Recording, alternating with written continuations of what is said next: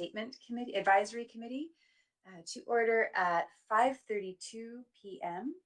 And I'd like us to start with the Pledge of Allegiance led by Commissioner Moharo. Thank you. Please join me. I pledge allegiance to the flag of the United States of America and to the republic for which it stands, one nation, under God, indivisible, with liberty and justice for all. Thank you, Commissioner Moharo. Danielle, would you please call the roll?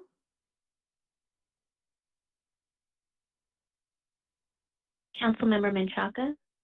Here. Councilmember Pooh? Here. Commissioner Brenhall? Here. Commissioner Moharo? Here. Vice Chair Jennings-Nunez? Here. And Chair Lubicic? Here. And for the benefit of Chief Morales, if I could ask each of the member of the committee to briefly introduce themselves, we can just go in the order of the roll call. So we'll start with you, Councilmember Menchaca. Thank you. Yes, Chief, my name is Denise Menchaca. I'm City Councilwoman for San Gabriel. So welcome. Thank you. Well, thank you. With that short of an introduction, I'm Councilmember Jason Pooh. How are you doing, Chief? Good evening. Welcome to our meeting. Thank you for participating. Yes, thank you. Thank you. And then Commissioner Me, right? Oh, I'm sorry. Yes, I'm sorry. Commissioner Brenhog. Sorry about that. Okay. I'm Michelle Brenhog. I am a member of the HERE Commission. Thank you so much for being here, Chief Morales. Thank you.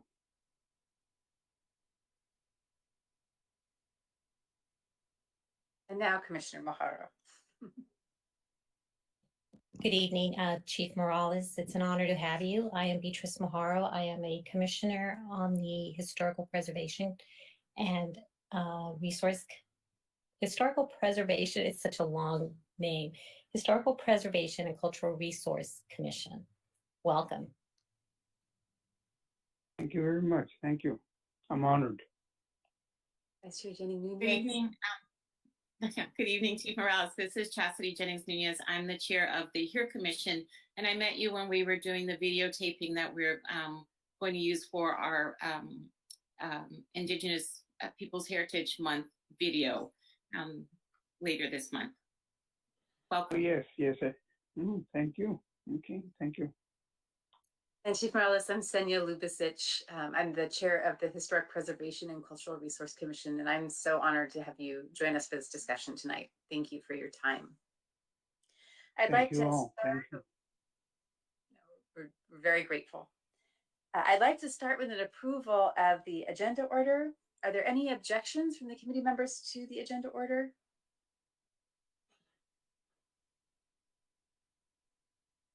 Hearing and seeing none, the agenda order is approved.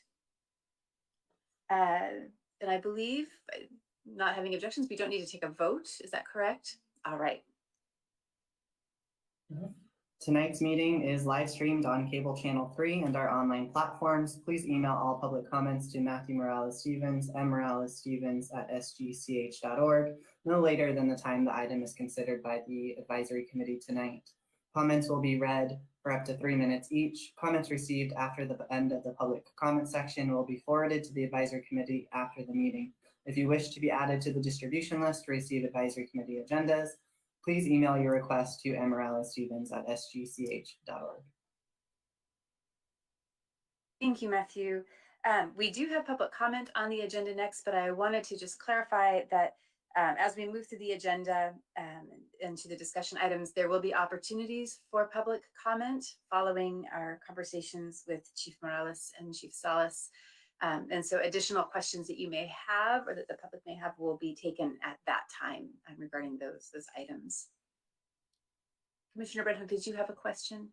I just saw that there's something in the chat from Adam that they're having technical difficulties with the cable channel.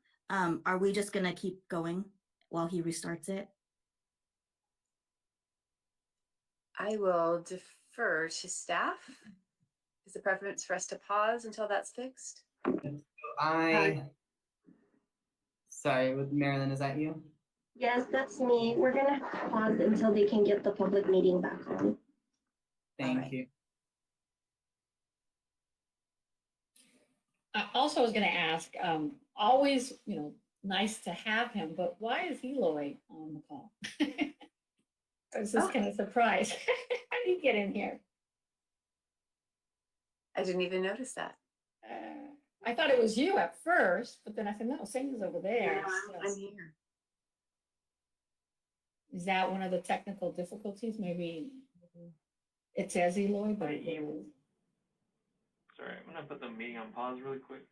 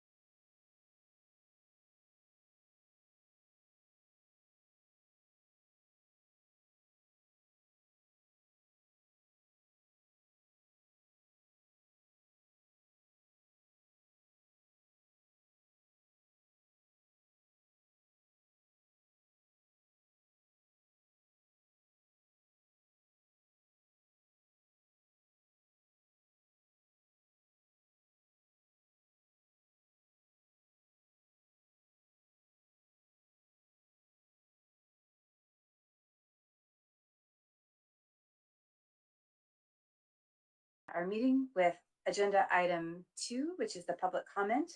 This is the time set aside for members of the public to address the Land Acknowledgement Statement Advisory Committee on items of interest that are not on the agenda, but are within the subject matter jurisdiction of the Land Acknowledgement Statement Advisory Committee. Pursuant to the Brown Act, the LAS Advisory Committee cannot answer any questions or take any action until such time as the matter may appear as an item on a future agenda. Matthew, do we have any public comments for tonight's meeting? We do not. All right, then that brings us to our action items.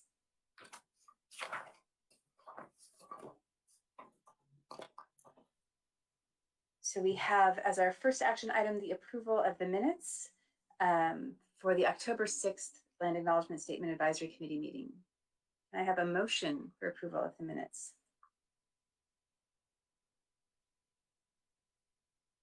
I move that we approve the minutes. Thank you. Second that. Thank you very much. So we have a motion made by Vice Chair Jennings Nunes and a second. Was that by Commissioner Maharo? Wonderful. Danielle, would you please take the vote? Commissioner Brenhall, Aye.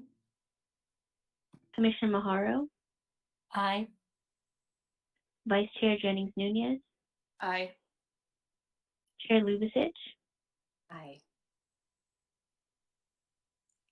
We now are on to the Motion. fourth item on the agenda, the discussion item. And we have, Chair, yeah, Chair, yeah. if I may interrupt just for the live stream, if I can just go ahead and add motion passed by a vote of 4 ayes, 0 nays, and 0 abstentions. Thank you very much, Danielle. No problem. So this brings us to our discussion items. The first item that we have is a review of the Land Acknowledgement Purpose Statement. The Land Acknowledgement Statement Advisory Committee members approved the purpose statement at the October 6th meeting. The committee will review the statement in preparation for the discussion with tribal leaders. So I'm hoping that the community members have this available. If not, I'll go ahead and read it. Our purpose statement is that the Land Acknowledgement Statement serves as a clear and ongoing commitment from the City of San Gabriel to respect and acknowledge the Native peoples of San Gabriel for their past, current, and future contributions to the region. Do we have any public comment on this item? We do not. So the time for public comment on this item is now closed. Are there any questions from the committee members? I'll go through by roll call, just to be clear. Commissioner Renhog?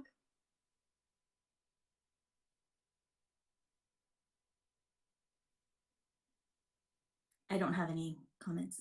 All right. Commissioner Maharo? No comment. Vice Chair Jenny Nunez? No, no comments. I'm also happy with the purpose statement as it stands. So with that, we'll move on to our discussion with Chief Redblood Anthony Morales of the Gabrielino San Gabriel Band of Mission Indians.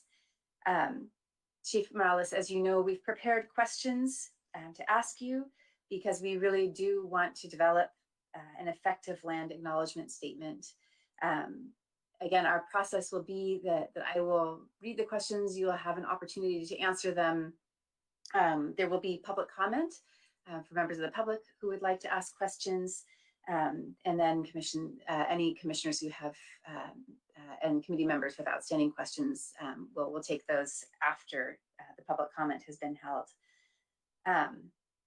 So, are you ready to jump in and start with us?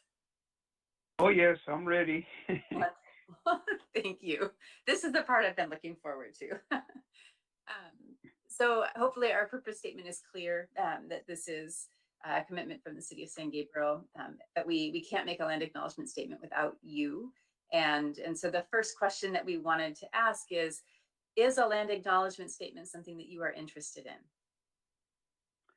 Yes, I really am. And the reason being that I'm hoping that it does happen here in San Gabriel, because as we speak, the local tribe, the Gabrielino tribe here in San Gabriel, we are the direct lineal descendants of the ancestry that built the San Gabriel mission. And the San Gabriel mission is now in their Jubilee year, the 250th anniversary of the founding and building of the mission. And it's an honor for me to hopefully have a land acknowledgement here in San Gabriel, for the fact that not only here in San Gabriel, there's this acknowledgement has been taking off a lot lately at all the local universities and institutions, and some of the also other city entities and commissions, and it all started at UCLA. So UCLA spearheaded it, started, it took off, and now we, as the local tribe of the geographical area of the Los Angeles Basin, are very honored that there is land acknowledgement acknowledging us, the Gabrielino, the local tribe of the Los Angeles Basin. And I'm glad that and hopeful that San Gabriel is also doing it because of who we are, where we're at. And San Gabriel is the city with a mission, and it's San Gabriel mission, our mission, our church that my ancestors built. So it's an honor, yes. I'm very glad to hear that.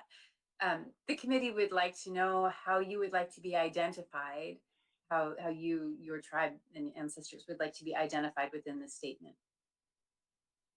Well, that one right there, I know that there's various names out there today, but for me, the name that I would like seen on this document would be the Gabrielino San Gabriel Band of Mission Indian.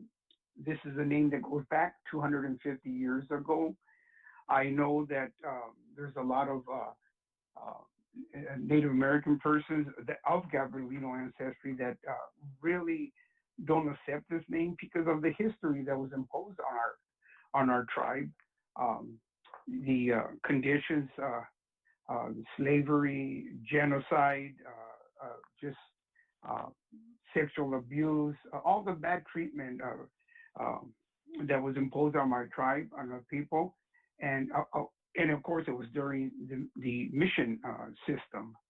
So a lot of people don't like that portion of the history, but we, as I said, we now 250 years later, we're still the Gabrielino. However, that bad chapter in history was on our people. I feel that this is the name that should be on this statement, and that, not only that, but because the federal government acknowledges that name, Gabrielino San Gabriel Band of Mission Indians, and only that name. So it is important that we keep with that one name. Thank you.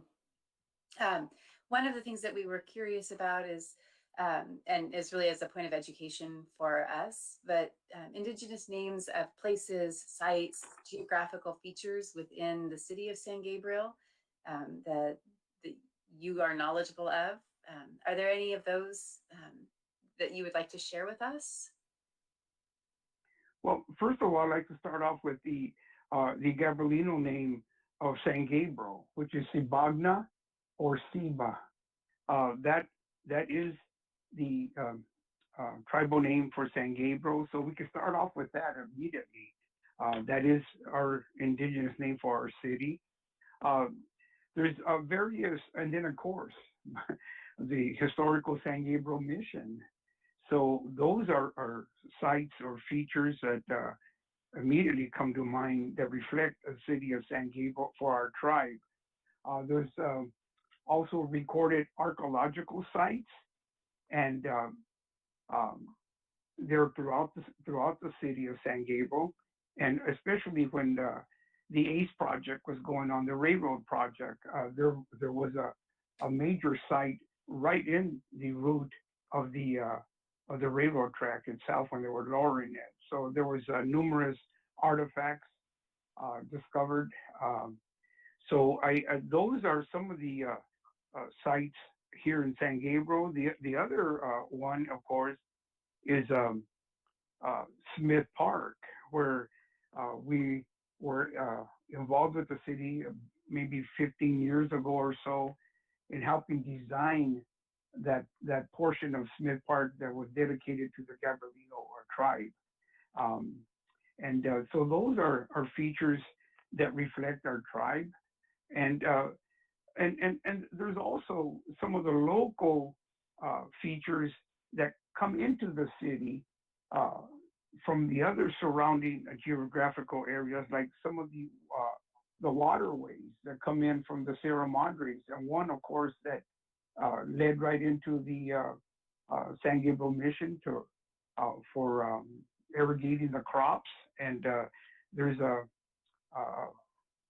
replica of, well, not a replica, it's the actual waterway that was discovered during the lowering of the railroad track, which is now at Plaza Park. So those are very important historical features that identify with our tribe. I'm hopeful that moving forward with this committee, that we'll be able to identify more features or geographical landscapes. So I'm hopeful that can happen with us networking with this committee. That would make me very, very happy. One of the questions that we have, and it speaks to the complexity of the the different tribes that inhabited the larger basin. And as you said, there are other indigenous groups. Can the names of more than one tribe be included in the statement? Well, there again, being that this acknowledgement is solely for the city of San Gabriel, I'm hoping that it could just stay that way, just to identify the main local tribe. As I said in my opening statements, there's all these other institutions and other entities and universities that have their own statements, and they honor, again, possibly they start out with the tribe whose geographical area they're located in, which is honored to us.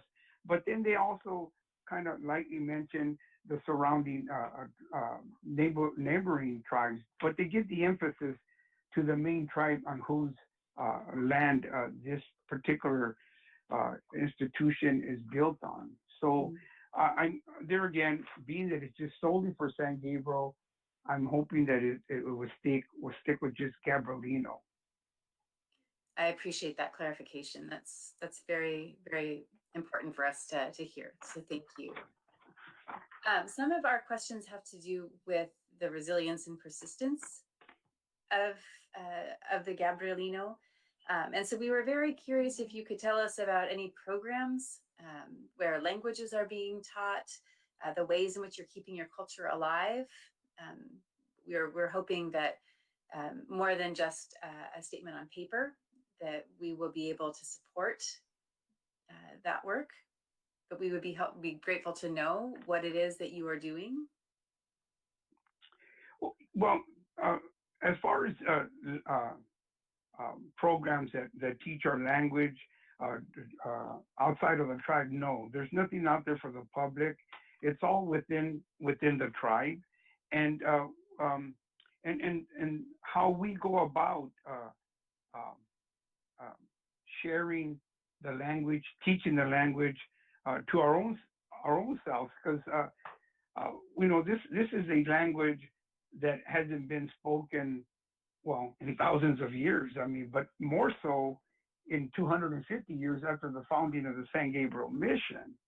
So we are trying to recapture a lot of this language, and we do that internally within the tribe, and we do it through our songs and through our dances. When we sing these songs in our language. So we're kind of like self-teaching ourselves again. It hasn't been lost. It's there, but it just needs to be recaptured again. So there's several tribal members that teach the language to the tribe, and there's also, like I said, in the form of not just the verbal language itself, but in the songs. We sing our songs in our language. So that's how we're continuing to learn our language and to teach it to the upcoming youngsters, the next generation. I had heard a description that like you said, languages aren't lost, but sometimes they're just sleeping and you have to wake them up. And so doing that through song and dance sounds like great. Lovely side. Are there other things that you're doing in terms of sharing and keeping the culture of your tribe alive, aside from things related to language? Well, we have monthly meetings, but because of COVID, we had to stop physically meeting in person. But we reverted over to Zoom meetings, and so we're keeping it alive by having meetings. We still participate and teach our ceremonies and our dances, our songs, and we do cultural presentations, and we also have workshops in making some of our regalia, Some of our ladies still know how to do basket weaving. So we're keeping it alive by, within ourselves, teaching ourselves. But when we go out to the public, like I said, we do have calls or presentations. We go to the local schools where we teach about our tribe. And we also do blessings of breaking of ceremonies. We something more sacred to us when there's human remains found at an archaeological site or any kind of a project like there was here in San Gabriel during the ACE project. There was human remains that were discovered right there on the street along the curbside of Plaza Park on Mission Road. And so we had to have a reburial, which we were able to do inside the Mission Gardens. So, everything that I just said, meetings, cultural presentations, blessings, reburials, dances, ceremonies, making our regalia. That's how we're continuing to keep our culture alive. And to take it a step further for the children in our tribe, and anytime that we go out to do presentations, I always start off by letting the audience know, native and non-native, who's ever in the audience. I start out with a little story, and the story goes this way: the chief of the village was gathering all the tribe together, and said, we need to do something about our culture, so that it will never become lost or extinct. How can we preserve it? How can we continue it? And so everybody's raising their hand. We know what to do with it, chief. Let's hide it.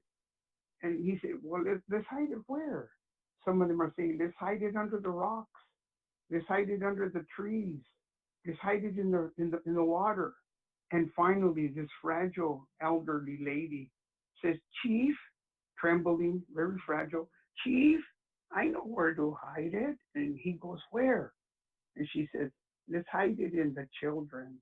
And how true that is, because it's the children that are going to continue our culture long after we take our final journey to our final resting place. So it's important for the children, not only Native American children, but from other, other nationalities or ethnic groups to learn their ceremonies, their songs, their celebrations, the foods that they cook during the holidays, so that it would never become extinct.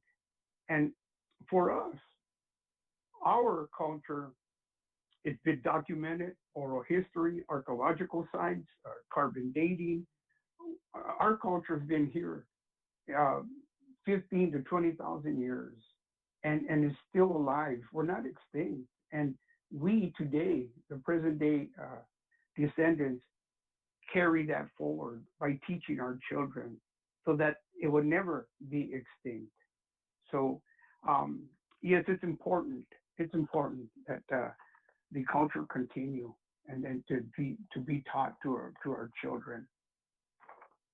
No, I couldn't agree more. And I want to just tell you that in this committee and in the respective commissions, the resilience and persistence of your tribe is something we have all talked about, and we're grateful to learn more about it. And many of our questions really are about how to better support that moving forward. I'm curious, how many people from your tribe are still living in San Gabriel or in the greater San Gabriel Valley?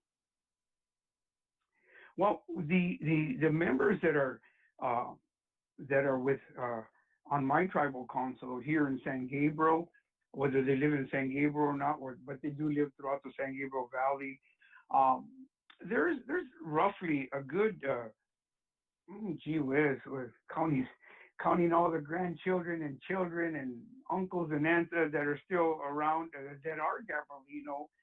As you may know, some of the families already here that are here in San Gabriel, and there's roughly, I think, about a good 300 or 300 plus within my tribal council, the Gabrielino San Gabriel Band Mission Indians that are still active here with the tribe and live here in the footprint of the Gabrielino territory. I'm not surprised. And I know that you stretch well beyond the San Gabriel Valley too. I've had the good fortune of meeting members of your tribe who are in the Bay Area and beyond. So. Oh yes, most definitely.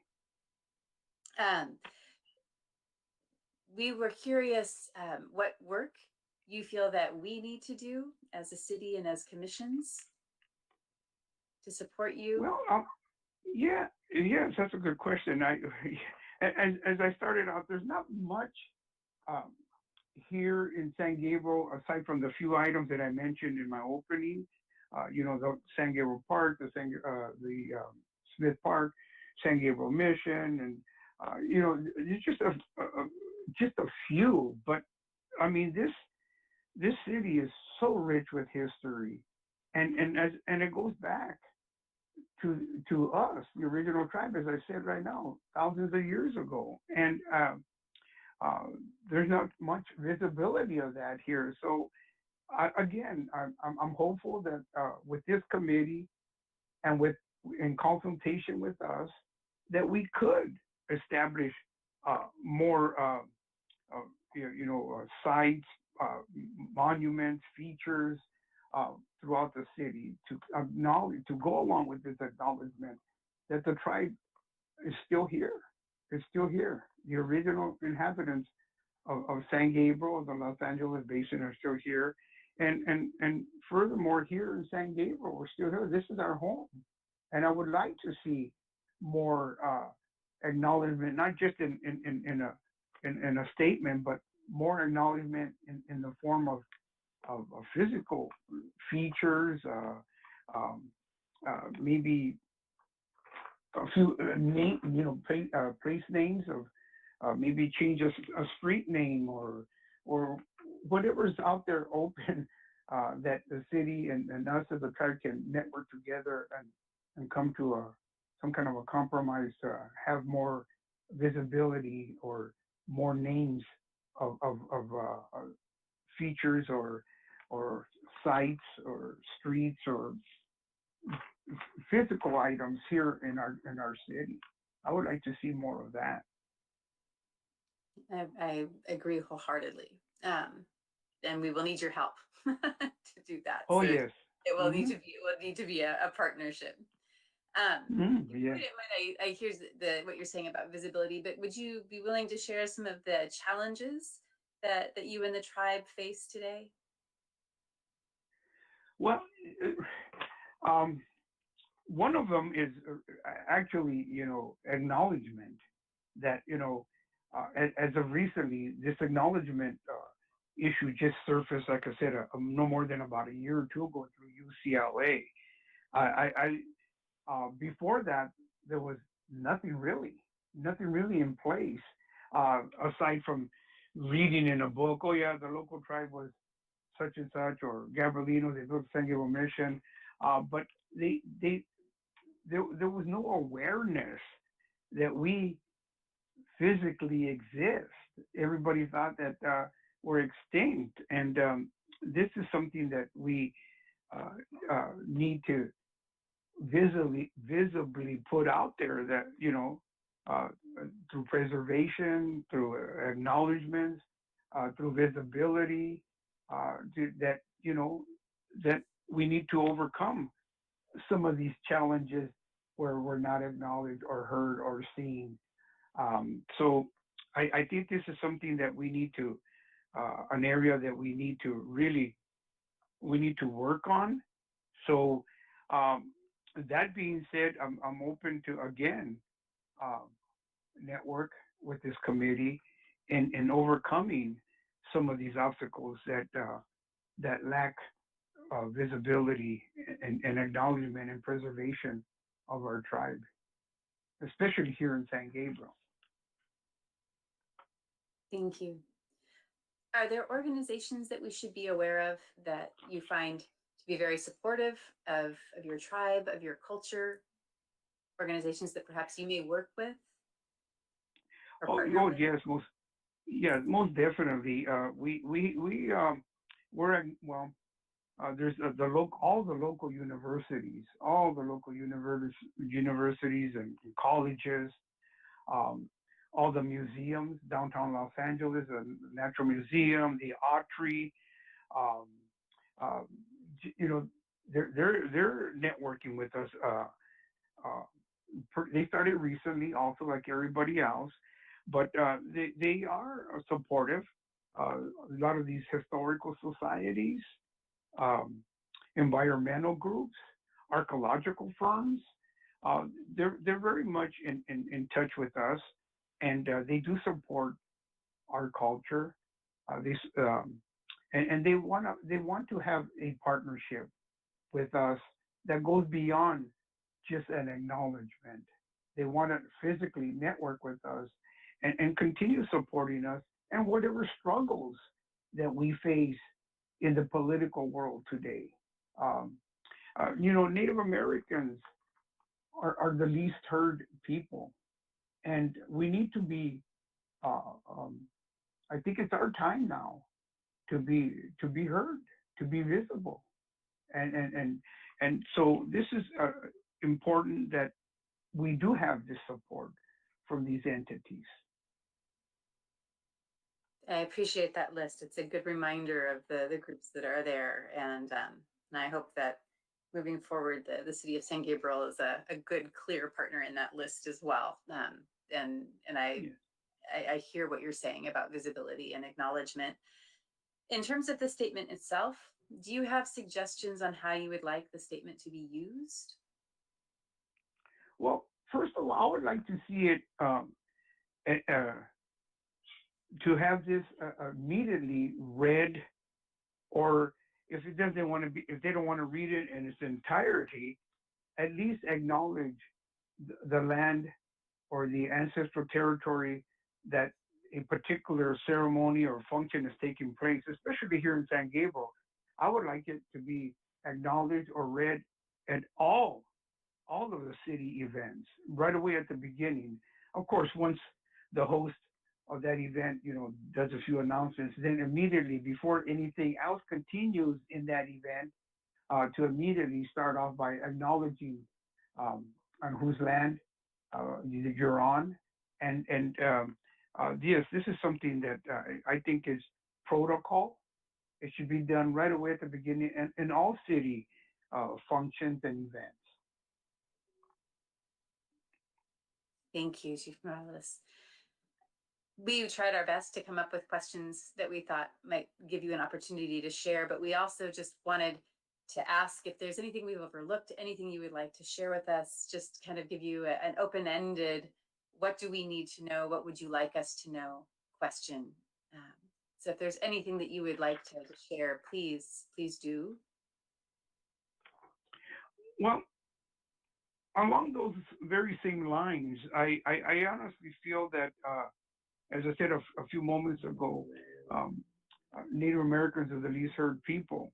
Well, it's time for us to be heard, and it's time for us to be visible.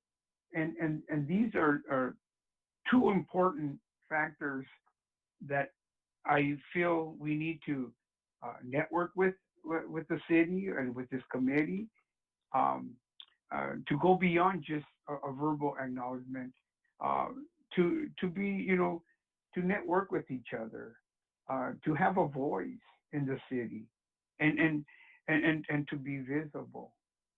That's what I'm hopeful can happen in the steps moving forward. Mm-hmm. And again, we're open to sit down and share any issues or address any issues that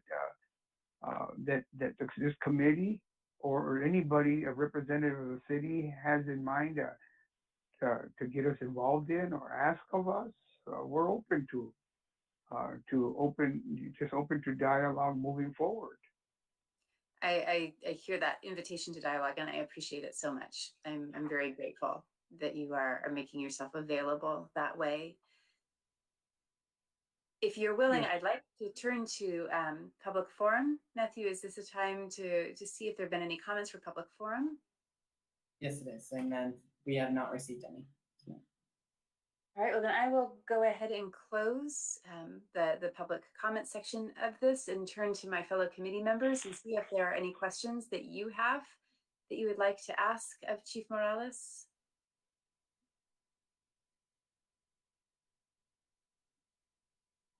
And I'll go, I suppose, just for clarity, since I'm seeing you, but not everyone is, I'll go according to the order of our roll call. So Councilmember Menchaca, do you have any questions for Chief Morales? Chief, I do have one question. I'm just curious. Can you just share, a wish list, I guess, just one street that you think should be changed or should be added to give visibility? Well, I would like to have a more of a structured land base here in the city. We don't have no cultural center. We don't have no building to have a cultural center. I know there's that little museum on Broadway and the other one right there across the street from the Mission Playhouse. But I would like to be, I would like to see something more structured in the form of a cultural center, a museum, strictly for our tribe. Okay, thank you, Chief. Councilmember Pu, do you have any questions for the chief?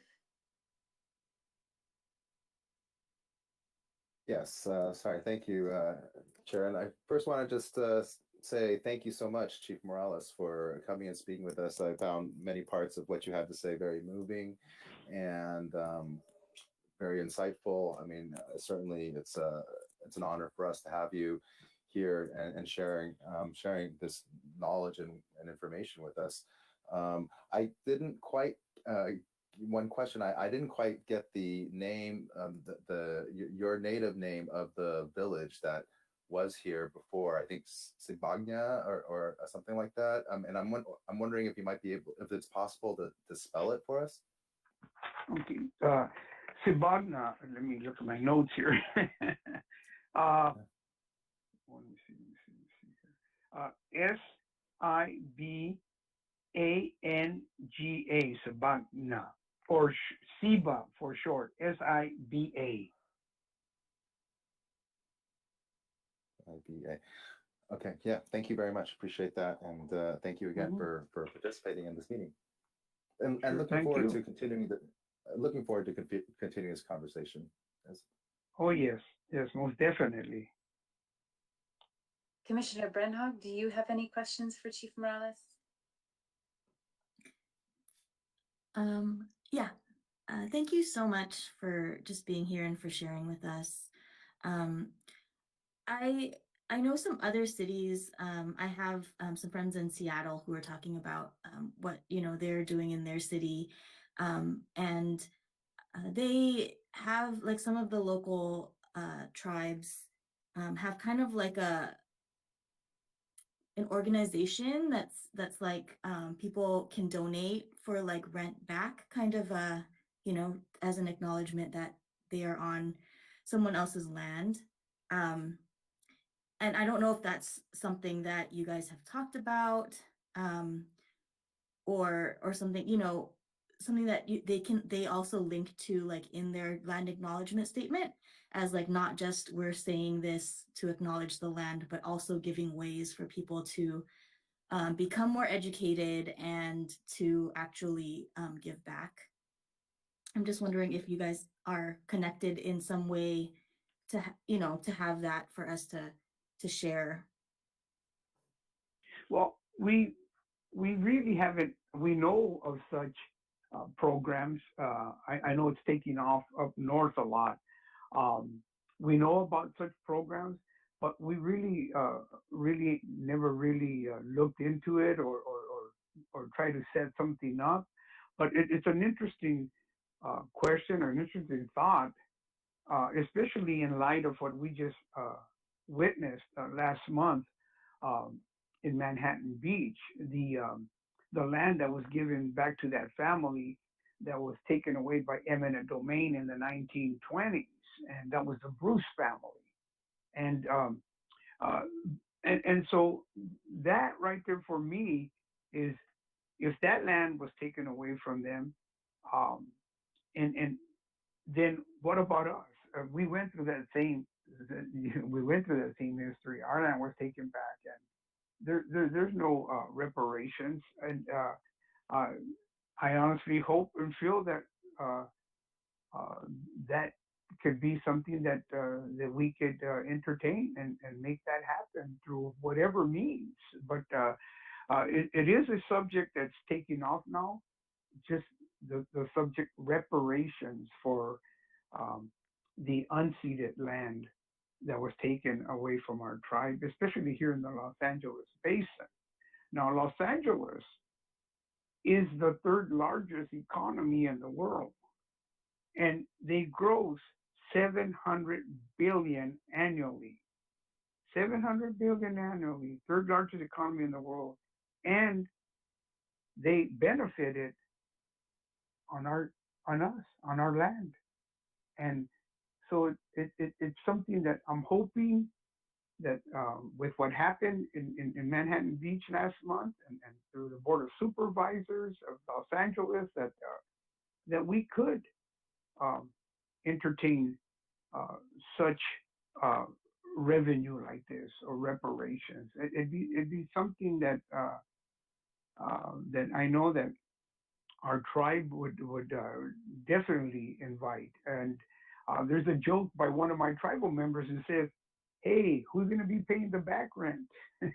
And it goes hand in hand with that, exactly. Who will pay the back rent, especially after all these years, especially of how this economy took off on the backs of our ancestors. We are the ones that established Los Angeles, the Los Angeles basin, and we didn't get to benefit from that. So I'm hopeful that this is something that we could address, that we could accomplish moving forward.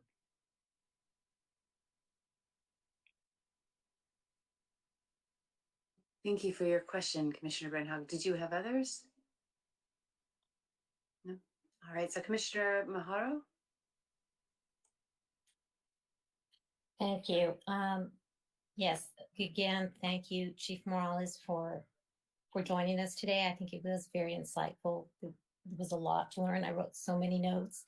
And to just continue on what you just mentioned on the economic impact, the LA Basin.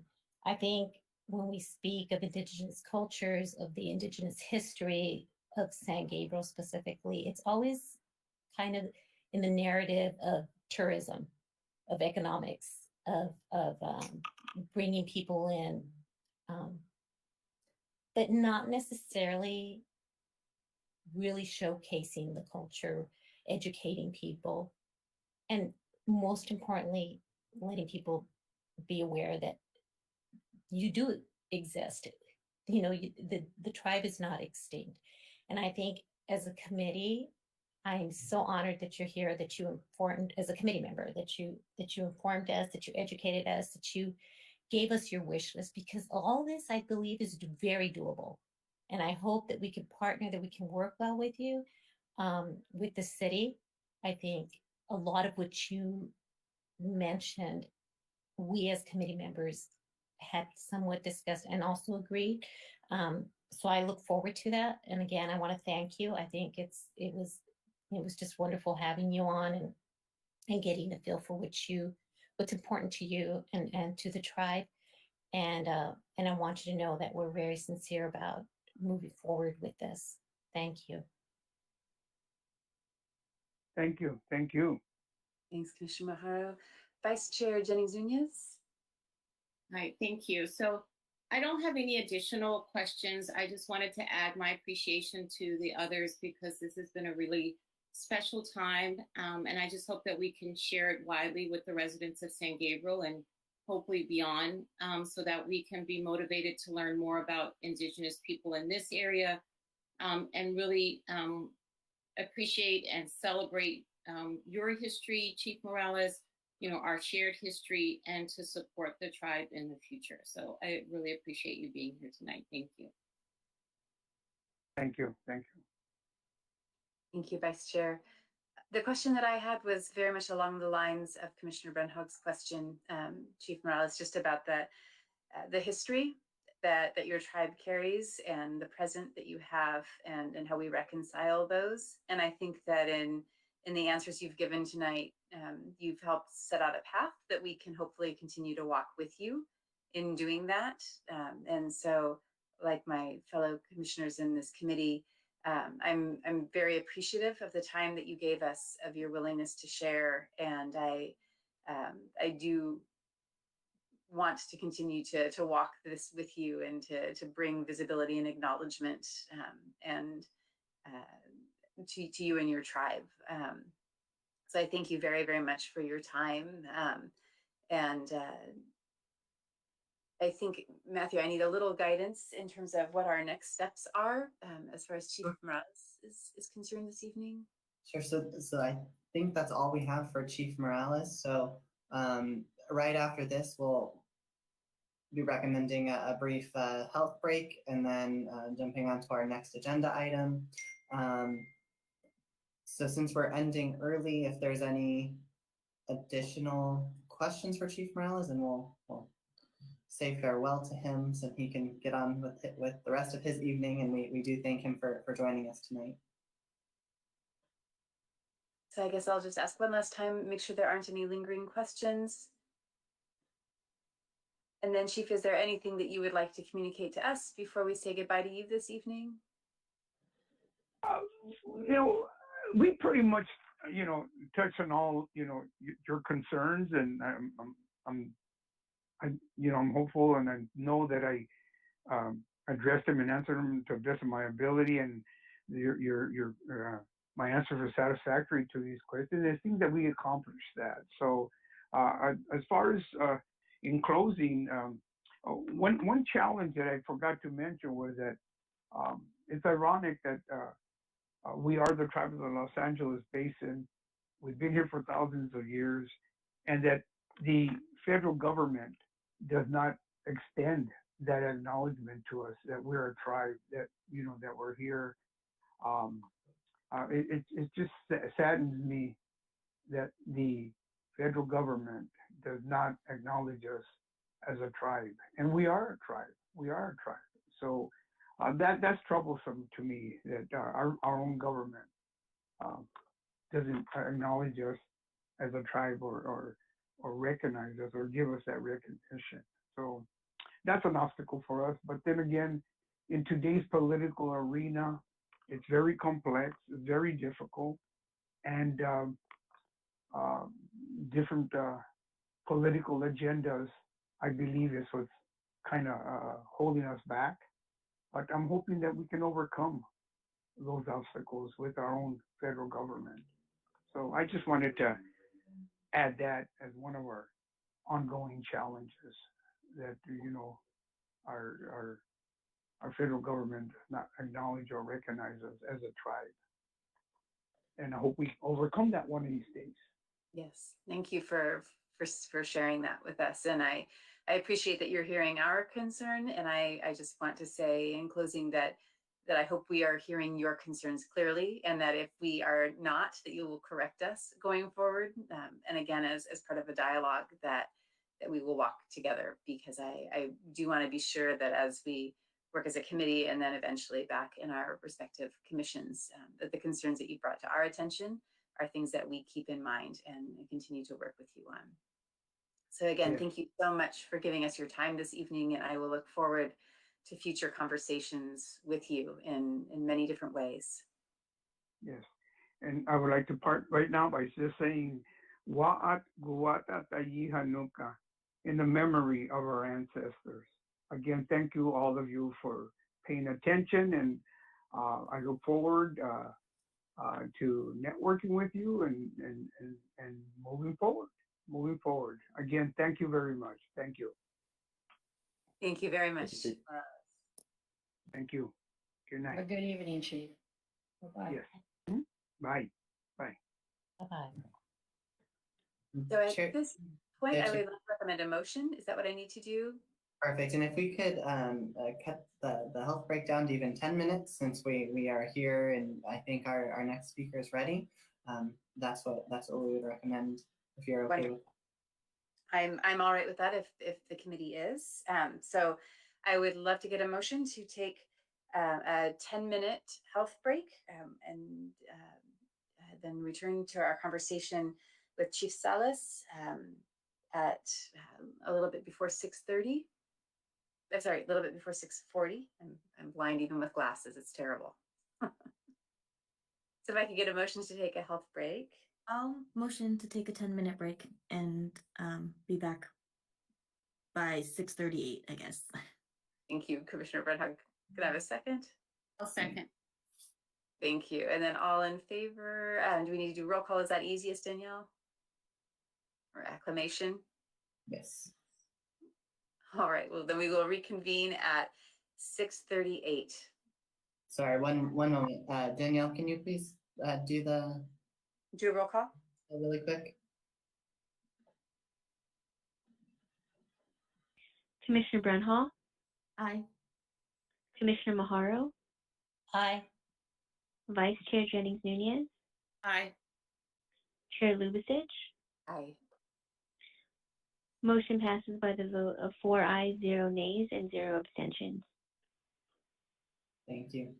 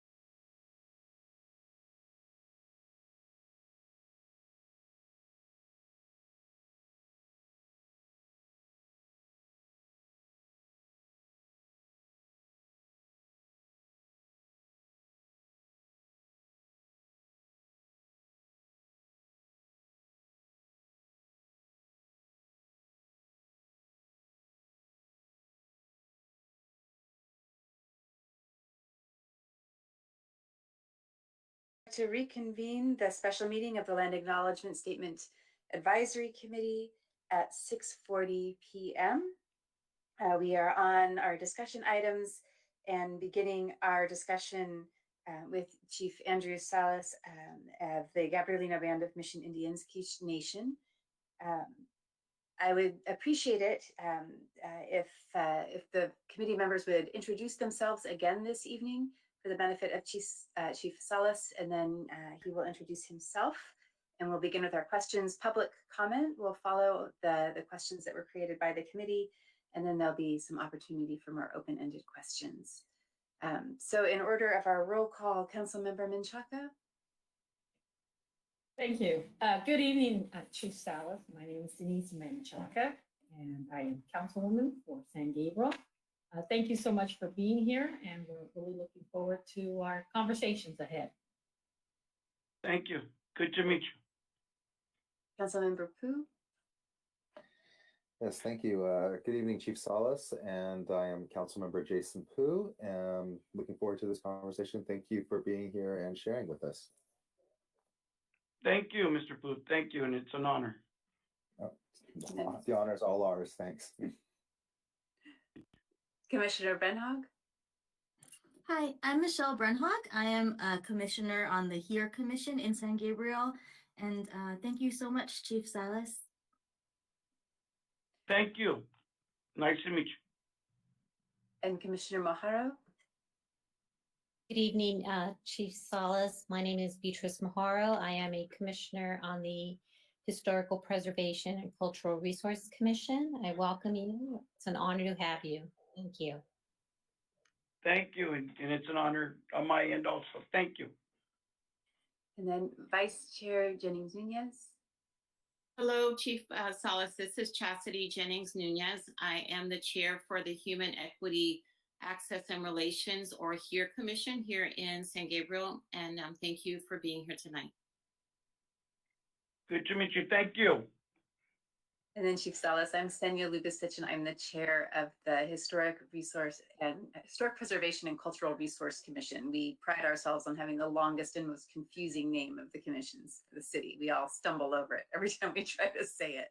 But I am delighted to have you joining us this evening, and wanted to give you now an opportunity to introduce yourself. Well, thank you, Senya, and thank you all that are on the call tonight, and I appreciate everything on behalf of our tribe, the lineal descendants of the Los Angeles Basin, and most of all, on behalf of my father, who is no longer here with us anymore, but in spirit, he is.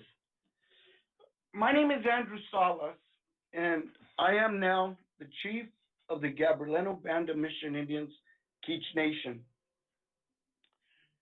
Through my history, or through my lineage, through my father, we have a unique history. We are the original people that acquired or inhabited the Los Angeles Basin, including those parts of Orange County. We have a vast area, and I'm sure you're aware of the area, but if not, we cover the Channel Islands up to Topanga. We cover the back of the San Gabriel Mountains up to the 126, the Santa Monica Mountains, the San Gabriel Mountains behind up to the 126, and we go east into the lowlands, up into Yucaipa, and down south into the areas of Dana Point. And as I mentioned, we cover the Channel Islands, San Nicolas Island, San Clemente Island, Catalina Island, and the little island of Santa Barbara. We share it with our sister tribe, who are the Chumash. But through my family and those of my tribe, and through my father, we have a unique history, a native history. My great-great-grandfather was Nicholas Joseph, who led the revolts in San Gabriel. He led several revolts, but the most historic revolt that he led was in 1785 against the Spanish for the way they were treated. He is the same native man that engaged a young woman by the name of Torperina, who, with other help of other natives, tried one night to uprise there in San Gabriel, California, against the Spanish for the way they were treated. Through my father, we descend from the village of Siba, Savangna, which today, it's that little area down in South El Monte, in some of that area of Rosemead that you know today, where Rosemead and Valley meet, there's a cemetery, which is called Savannah. It originates from the village of Savangna, which is down in Whittier Narrows, California, which the Spanish called La Misión Vieja. That was the location where my grandfathers descend from. We were the people that were known as the Quiche people. We were named after the houses that we lived in, which is why when we first came into contact with the first Spanish, they called us Quecherinos. It wasn't until the flood that washed away the first chapel there in La Misión Vieja, the first San Gabriel mission was washed away, is that we moved up into the lands of San Gabriel, up where the city is today and where the mission is today, on that site, which was called Tongva. But through my father, we have this unique history, not only being the natives, we became part of the Spanish as they arrived here. My great-great-grandfathers were the Perez Nietos family of Rancho Los Nietos. If you know Whittier, Santa Fe Springs, there's a little town there nearby called Los Nietos.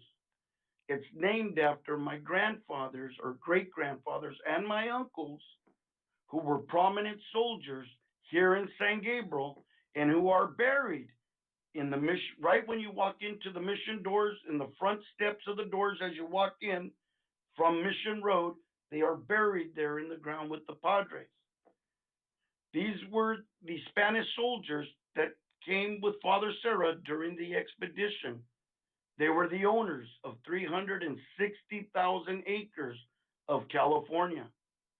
They were the owners of Huntington Beach, Bolsa, Seal Beach, Long Beach, Los Alamitos, Gardena, Bellflower, Norwalk, Pico, all the way up at Santa Fe Springs, Whittier, all the way up into the village we descended from, which is La Misión Vieja, Savangna. We also became part of those first Mexican families that migrated here and ended up in Los Angeles, California, which people know them today as the Puebladores, and as they were called in the past, the Puebladores. I descend from the family, which is the Rodriguez and Noriega, who their daughter married Juan Crispin Perez Nietos of Rancho Los Nietos. Their grandson married my grandmother or great-great-grandmother, who was born in the area of San Gabriel there, which was called Tovascangna, where the mission's at today. We also became part of the American government when they arrived here. My families were the caretakers and servants to Benjamin D. Wilson of Mount Wilson and Ramona Yorba of Yorba Linda. Ramona Yorba was a daughter of Bernardo Yorba and the granddaughter of Antonio Yorba, who also came during the expeditions and was the founder of Rancho Santana over in Santa Ana and that area of Yorba Linda. That's where the name derives from. But Ramona Yorba was from and born over near where the Prado Dam is, over off the 71. There's an old adobe there called the Yorba Slaughterhouse.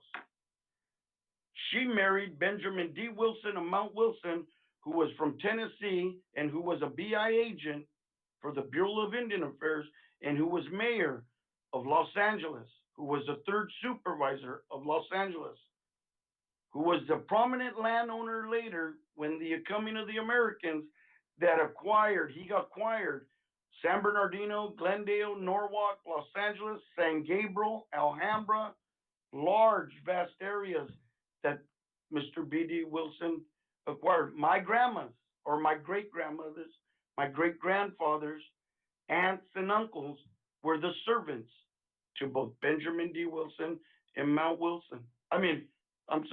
Benjamin D. Wilson and Ramona Yorba. Their grandson is General George Patton, the war hero, and Ann Patton.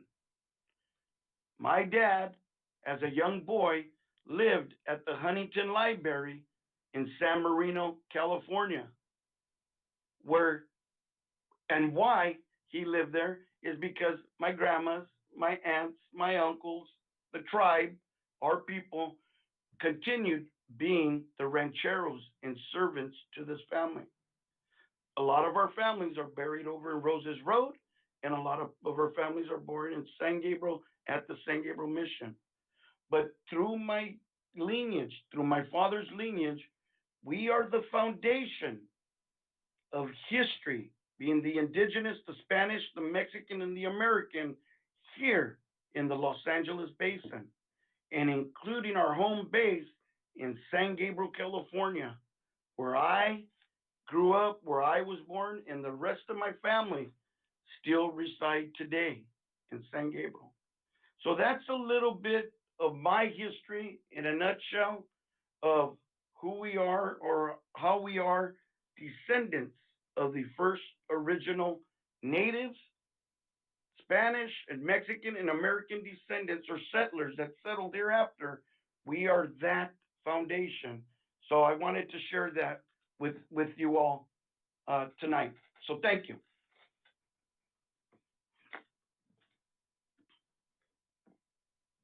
Thank you, Chief Salas. I'm always game for a good history lesson, and you gave that very clearly, your lineage. It's very powerful to hear that. We have a list of questions. Oh, excuse me. We have a Go list. ahead. I'm sorry. We have a little bit of a delay. Go ahead, please. No, go ahead. It broke up a little bit. You go ahead. I'm sorry. Not at all. Not at all. We had prepared as a committee a list of questions, and so I'd like to ask those of you. And then there's an opportunity at the end if there is anything you would like to add or clarify, kind of a more open-ended question, and then again, a public forum and committee questions. But the very first question that we wanted to ask you is, do you want a land acknowledgement statement? That was Senya, right? Yes, I'm sorry. Yes, this is Senya speaking. Senya, we would love a land acknowledgement, but a land acknowledgement that's going to acknowledge the land. There's a native indigenous acknowledgement, and then there's a land acknowledgement. The question that you asked me, would we like a land acknowledgement? Yes, we would, because the very land that the city, that the mission, that they sit today on needs recognition. The land of San Gabriel in that home base area needs recognition. That land for who she was or who she is, because it's the land that provides not only to us, but to all of you and everybody that is there today that uses that land. A lot of times we forget to give thanks to the land. And first of all, give thanks to the Creator who created the land to provide to us. This is why the first Spanish came in this area here and actually plundered this area here and wanted to establish this mission there, because they saw the thousands of Indians there. And why they were there is because of the land and how they utilized the land. I'm talking, it was beauty there. There was beauty there. I didn't live those times, but I know through the stories of my grandmothers and grandfathers and what they've been handed down through the oral history in that area, you're talking about an area of prominent, of beauty. We need to recognize the land, acknowledge her for who she is and who she was and how she still exists today. We would like indeed that you acknowledge her and give her her name back as she was known by our people. Yes, we would like that. So now our second question, based on what you just said, which I think is really powerful, might be a little wrong, because I'm hearing you distinguish between land acknowledgement and an acknowledgement of people. And so our next question was, how would you like to be identified within the statement? But if you would rather answer that as how would you like the land to be identified within the statement, please make the clarification to us. Well, if you're asking me the question, how would I like to be identified within the land acknowledgement? We would like to be acknowledged by the lineal descendants, the caretakers of the land, because this land was provided to us. We were never the owners of this land. We were borrowed this land. We are caretakers of this land. And when I say we, the first people, the lineal descendants of this land. So I would like that we would be able to identify ourselves in this statement as the lineal descendants, as the indigenous people of this particular, and we're talking about San Gabriel. Is that correct? About Yes, San Gabriel. That's correct. So we would like to be acknowledged. Remember, my families, my ancient families, they descend from La Misión Vieja, and they came into this area here, and the rest of them from that point on descend also from the San Gabriel area. So I would say, yes, I would like to identify ourselves in this statement as the lineal descendants of this land, the caretakers of this land. So are there indigenous names of places, sites, geographical features that we should be aware of in San Gabriel, things that we can speak to?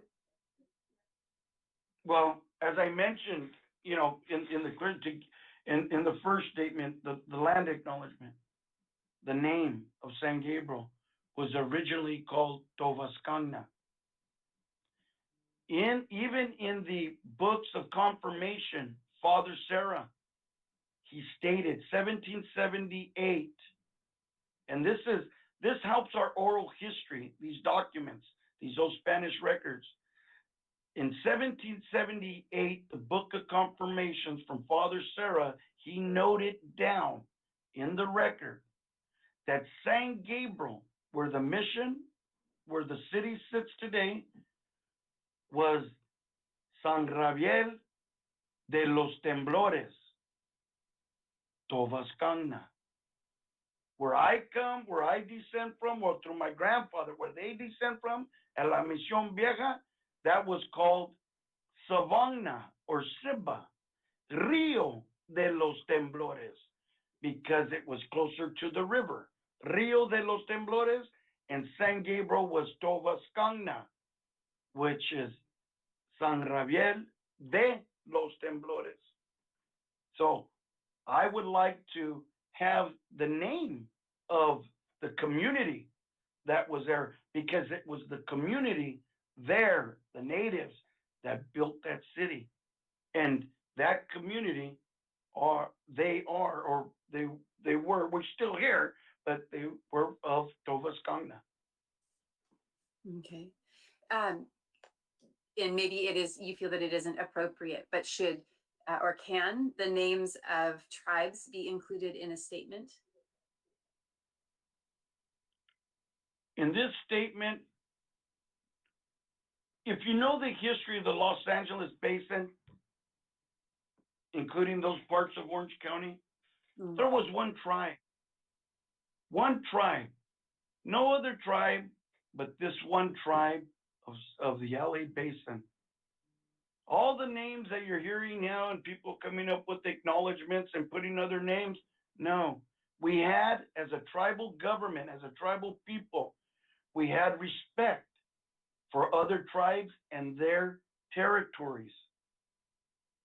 Because within our ancestral area, we were very protective of the resources that the land provided for us and helped us sustain ourselves for thousands and thousands of years. If it wasn't for the resources, not only us, but our tribes in Utah, our tribes in Baja California, our tribes all the way in Northern California, they would not be able to sustain themselves truly or fully without our resources. That's why we're so protective of our territory, our ancestral area, and to include other tribes in a statement. It's like you, like me, allowing my tribe to be put over there in Mexico City. You think the Indians over there are going to be happy with that? No. We have to acknowledge the indigenous people that built this great basin. Acknowledge them. We failed to acknowledge them. They're still here. And by acknowledging others in one statement is only creating a distortion of history for that next generation to come. So I hope that makes sense. I'll check in with you that I'm understanding there's a large network spanning the state and beyond of tribes that are working together, that you're interacting with each other, but that you are looking at the basin as the lineal territory of your tribe, and that is the area from which you descend and remain. Right. There's members within our tribe. They all descend from different villages of the Los Angeles Basin, but we're all the same people. We're not the people from the Chumash area. We're not the people from the Pachanga area. We're not those people. We are the people of this great basin here. And the indigenous people that should be acknowledged should be the people from this particular San Gabriel or the Los Angeles Basin. Thank you. That's clear. Thank you very much, Chief Salas. Some of the questions that we have really have to do with, as you've noted, the persistence of your tribe in this region. And so we wanted to know about programs, things that you are doing to keep your language, your culture alive. Could you tell us any things that you're doing as you keep passing your traditions and cultures on to other generations? We're doing exactly like we're kind of doing tonight. We're educating. We're educating the public. We're educating schools. We do presentations. We are working on the state level as a tribal government. We're a tribal government. So we work on the state level. We work on the federal level. Honest, that's what we do. We acknowledge and provide the history, the true history of our people. So yes, we right now with our youth, we're working and we have been working with our languages. We've even have old cards that were left from our elders with words on how to say words and what have you, and communicate with each other. We're doing all this. We're not only educating ourselves even more, but we're educating the public, and that's important. And yes, we're highly involved with state, federal, the public agencies. We're out there. We're doing all we can to provide the truth, and we're going to continue doing so. So it also sounds like a lot of advocacy. Yes, let me tell you, it is. And every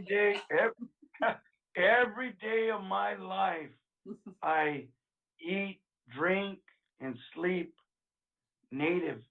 That's my life, honestly. And the reason why I do it, Senya, is because my people, they left a legacy behind. And that legacy, it's my duty to pick that up in this lifetime, to carry on all the teachings that they've taught in the past, to provide to those of the future, the children of the future. And that's my job. As long as I'm here on this land that we're acknowledging, that will be my duty, is to provide fact, truth, and justice for my people. Chief Salas, can you give us a sense of how many people from your tribe are living in San Gabriel or in the greater San Gabriel Valley? All together with us, there's, and I know off the top of my head, there's about 450 of us that, you know, going back. I mean, there's more children, and some of us has passed on, but I would say there's a good amount. You know, some of my cousins moved into Hawaii, got married, and moved out, and what have you. But I would say a good about 65, 70%, and we all live within our Great Basin here, the same areas. I mean, you name it, in our original homelands. I mean, there's just this magnetic pool within the basin here, within San Gabriel. You can't leave it. You could go so far. You can leave far, and you could stay months and years, but you'll come back to San Gabriel. This is our home base. We're here. So I'd say about 65, 70%. I like the description of that magnetic pull of coming back to Yeah, your home. it's on it. I'm not lying. Even friends that I've met in other schools, and I've asked them, and they grew up here with us. They said we lived up in Fontana. We lived in Riverside. We lived in El Monte. But when we came to San Gabriel, what do you like better? Where did you feel comfortable living? He goes, right here in San Gabriel, man. I'll never, ever give up my old San Gabriel. It's a lot of rich history. It's beauty of San Gabriel. There's so much rich history. Nobody really understands, but we're here to help. No, I think there are people who understand. Yeah.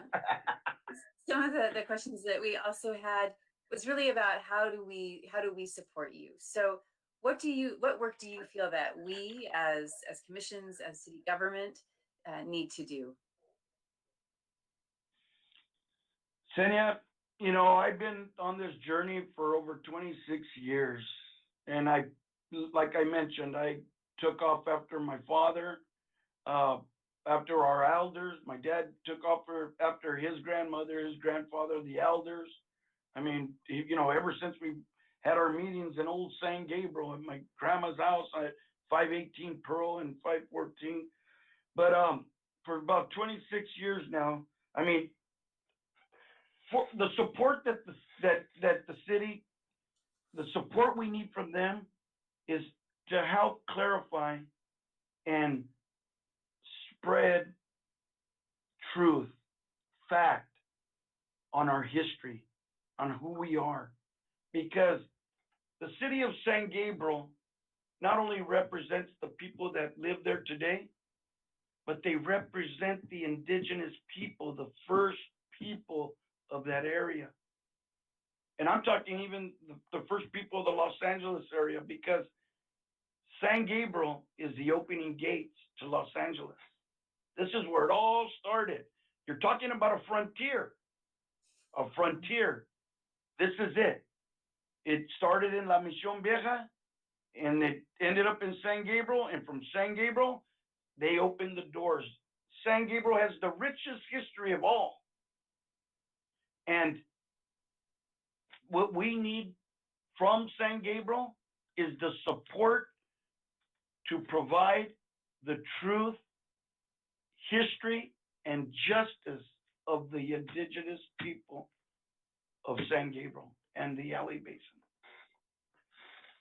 That's what I think needs to be done. Thank you. Thank you.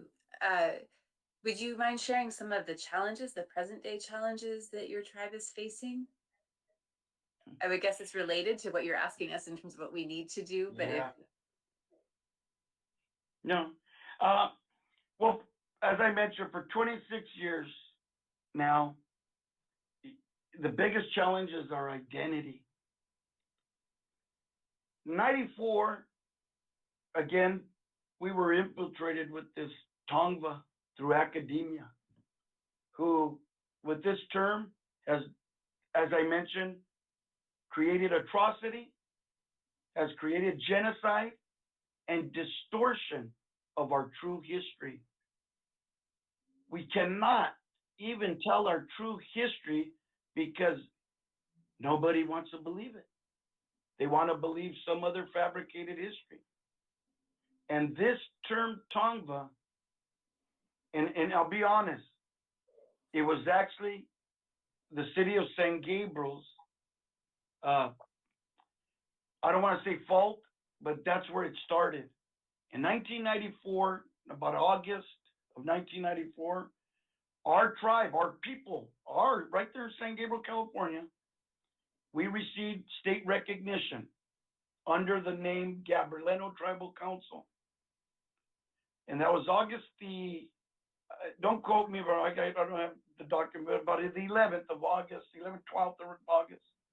But shortly after that, a group of academians ran over to San Gabriel, and August the 31st or 28th, something like that. I have to go back to it was the mayor that was there. His name was it was CC.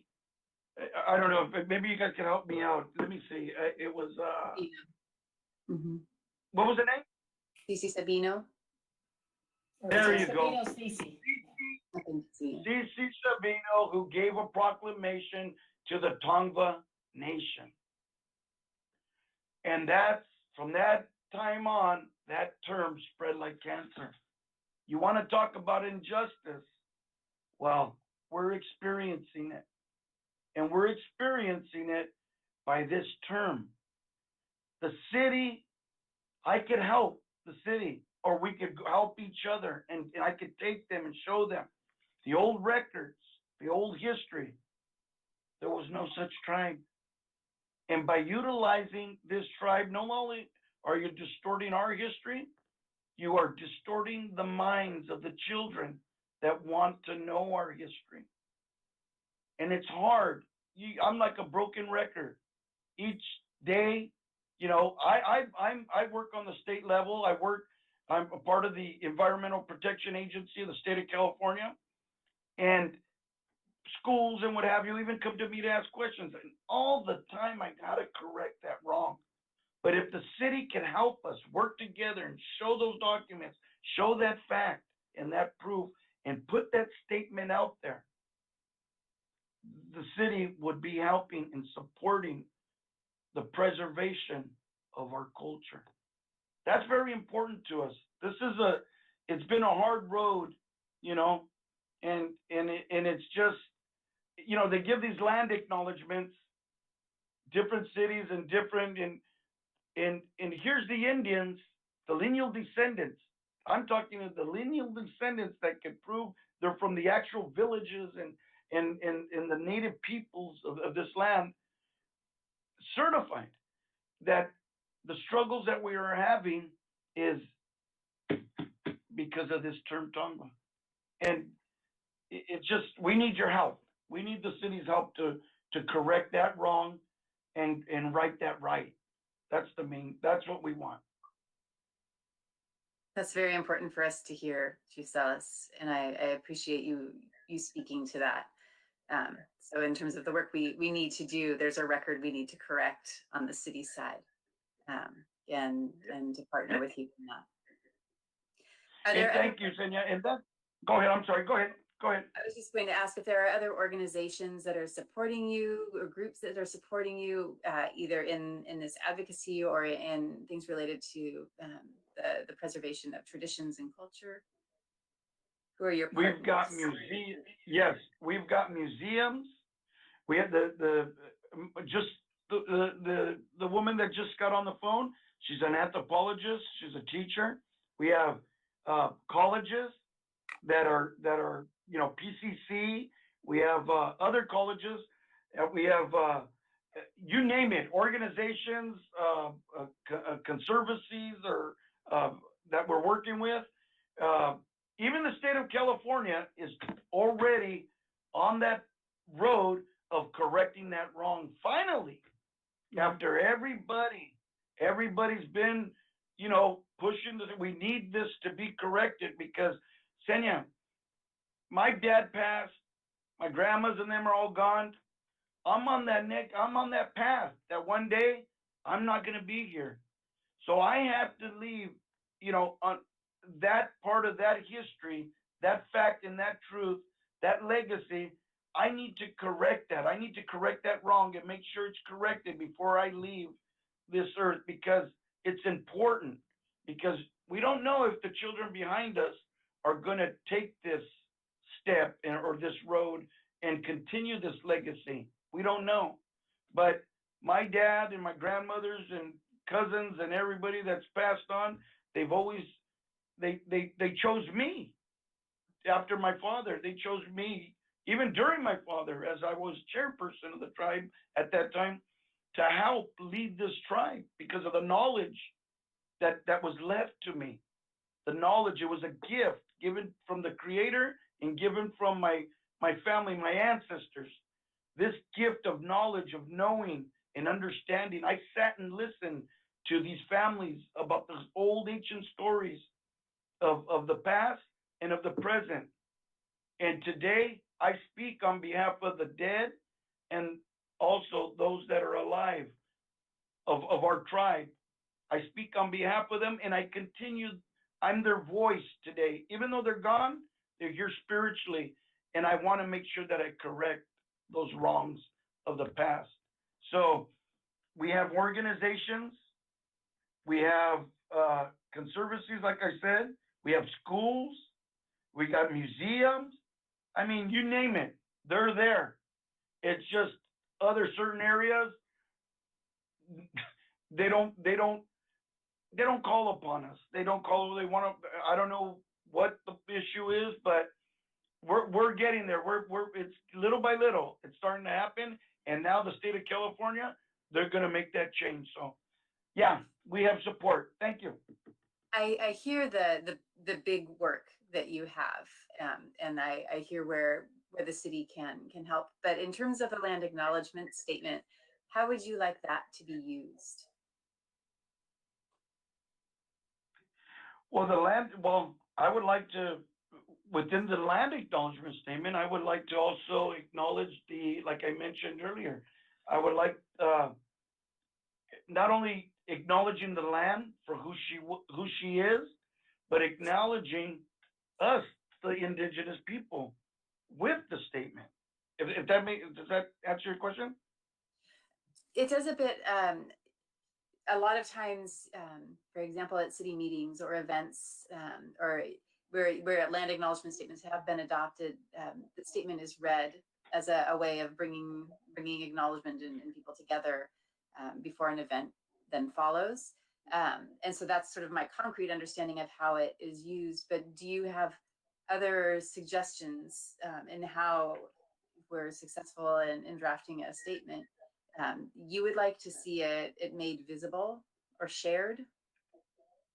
Yes, I would like to see it shared, visible, so people could see it, people could understand it. But also, I want to, within the acknowledgement, I want to, again, we're talking about a land acknowledgement. I want to acknowledge the land there of San Gabriel. Give the history of the land there at San Gabriel. Everything that was created one time on that land there, and how our people used it or utilized it, and how we, the lineal descendants, utilize that land. So On some of the land acknowledgements that I provided, they also they call it the land acknowledgement and indigenous acknowledgement, the indigenous people acknowledgement. So when I get and I give these acknowledgements, like I started off, I kind of give the general history of that particular location. If we're going to talk about San Gabriel, I'll give the acknowledgement of San Gabriel, what it was formerly and what it is today, and how my people are connected to that particular area. If we go to El Monte, I'll talk about El Monte and the village and how my people, again, were connected to those communities and how we utilize those resources of that land, for thousands and thousands of years. If that makes sense, I don't know if I'm understanding that right. You're asking how would I like the statement to be used? How would I like the statement to be used? So I would say, yeah, if we could put it out in for public record, just for public, school, museums, anything, historical societies, everybody to see, because this is how it gets, like social media. You put it on social media, and then the next day you got 10,000 people that know about it. I think that this land acknowledgement should be exposed, should be known, and it starts here with San Gabriel, which is the frontier. It starts here, and I would say to send that to museums, schools, you name it, government agencies, wherever. That's where I would like to see this acknowledgement be exposed. And I do hear what you're saying about making sure that the land acknowledgement statement is connecting the right people to the correct land, that you want that tie clear. And so I do hear right. I do hear the distinction you're making. We did talk about the sacred. Do you want to talk about the sacredness? About it's not just a simple land acknowledgement. It's giving. The land is very important. If it wasn't for the land, none of us would be here. She's provided to us for thousands and thousands of years, and she continues to provide to us even today. And nobody acknowledges her. Look at all the development that's going on.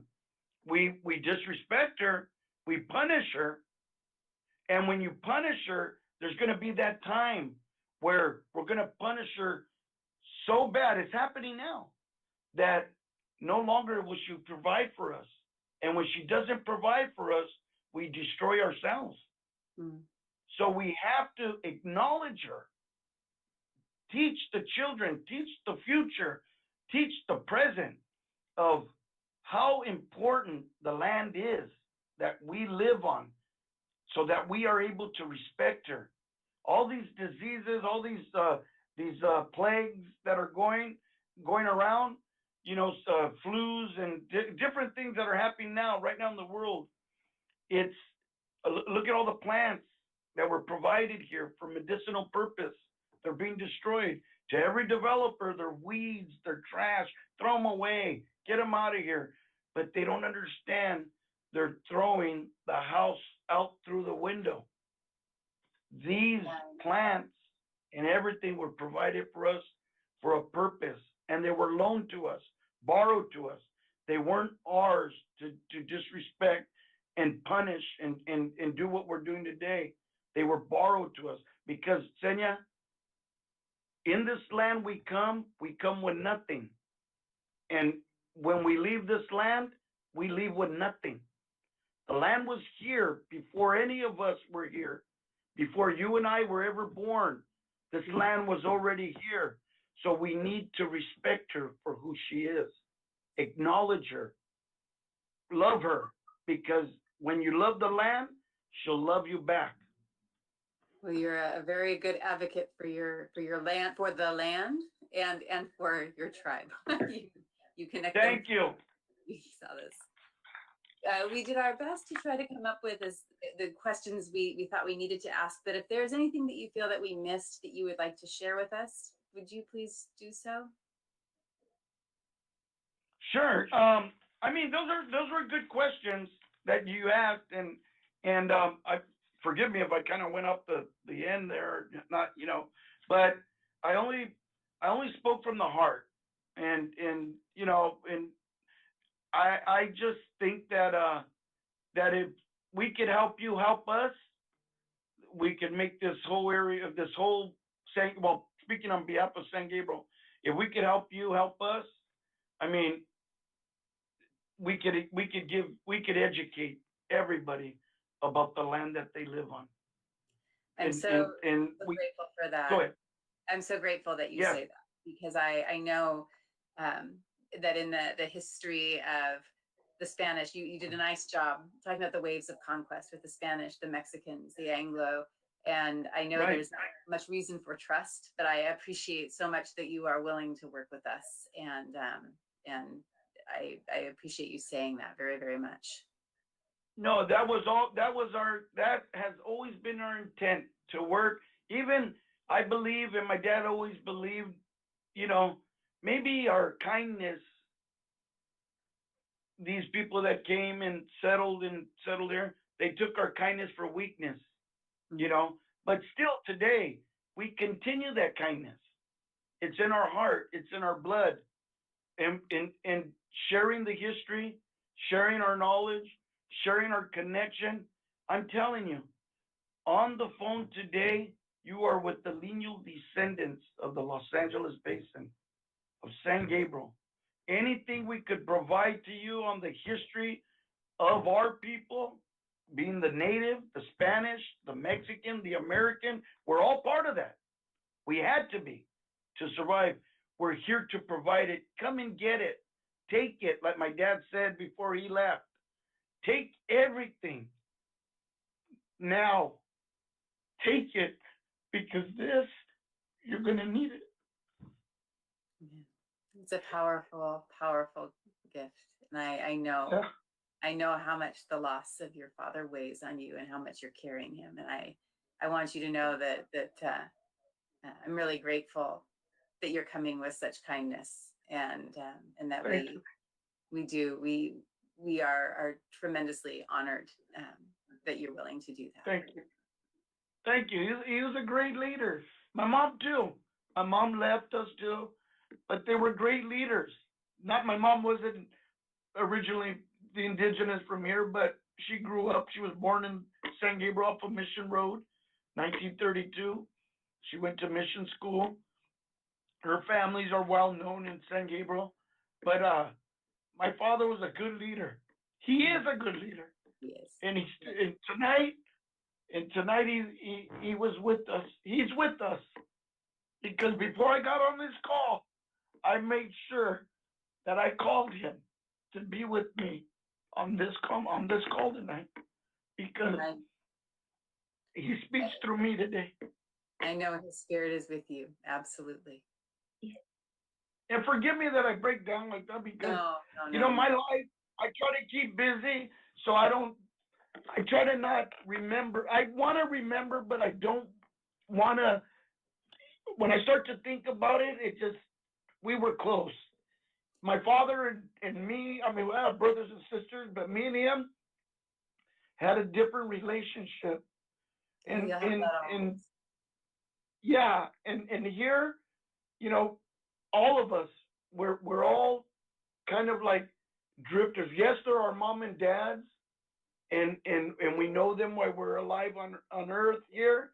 But I can tell you, with me and my father, I was honored to get to know him, because on earth here, that's all we are, is drifters, and we meet each other, and we yes, he lived with me, I lived with him, we grew up together, but to get to know him, it was an honor. I'm very proud. Well, I know Okay. I felt honored to meet him. So the brief Thank you. interviews I had are powerful ones, and so I can only I imagine appreciate that. many, many times over that you feel that. No, I appreciate that. Forgive me, Not at all. when I was talking, The worst part about I saw having his to do little everything on Zoom and at a distance and on GoToMeeting, the calling in, and and the physical Yeah. distance is hard. But I really appreciate that you came truly with your whole heart and then some. No, thank you, Senya. And it's a struggle, you know, just trying to correct the wrong of the past. 26 years ago, just trying to correct that, the identity, the name, everything. It's been a struggle, but my dad says if it doesn't happen in this lifetime, in that next lifetime, it'll happen, son. Don't worry about it. And he's right. I don't let it get to me. I just try to do my best to correct it.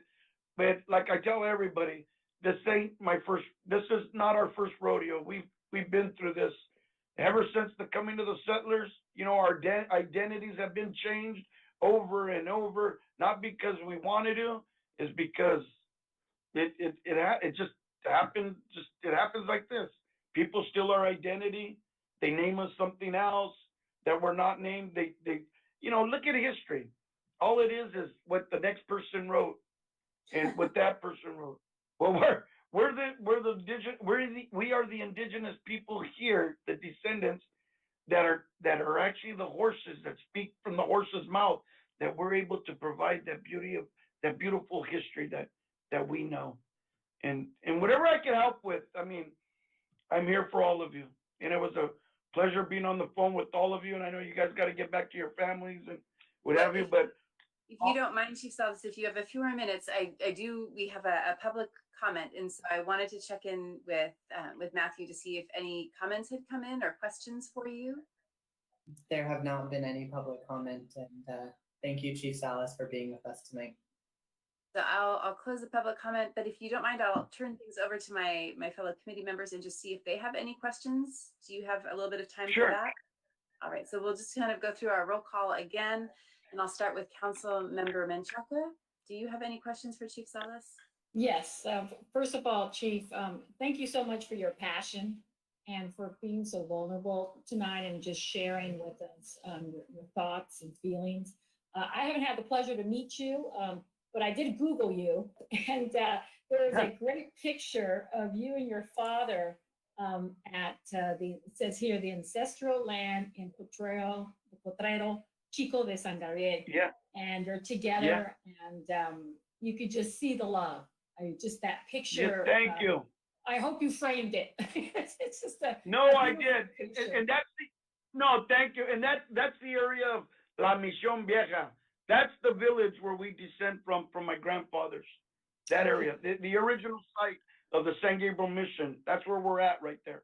So thank you. I appreciate that. Thank you. Yes. I feel like at least I know what you look like a little bit as you're speaking, and hopefully we'll meet in person one day after COVID. Yeah. I just have one quick question, Chief. You know, you mentioned the land in general, but is there a particular site in San Gabriel that you, aside from the mission, obviously, but any other sites in San Gabriel that really have kind of a defining moment, or that really represents your tribe? You mentioned like your mother's house, where she grew up on Pearl, but is there anything else that maybe, you know, that comes to mind? And that's just part of the education, you know. Is there anything else, or is it? To be, and just like I said, with all due respect to the mission and all, it's right there in San Gabriel, right there in that, where San Gabriel, where City Hall's at, all that area where the mission stands now. My grandfathers had a ranch, and right across the street from where Clary Street, you know where Clary's at, and Unupera, right there on the corner where Smith Park's at. Yes. There was an old ranch house there. Those were the children of my great grandfather, who was Nicholas Jose, who did the uprisings. That's where all our family resided right there.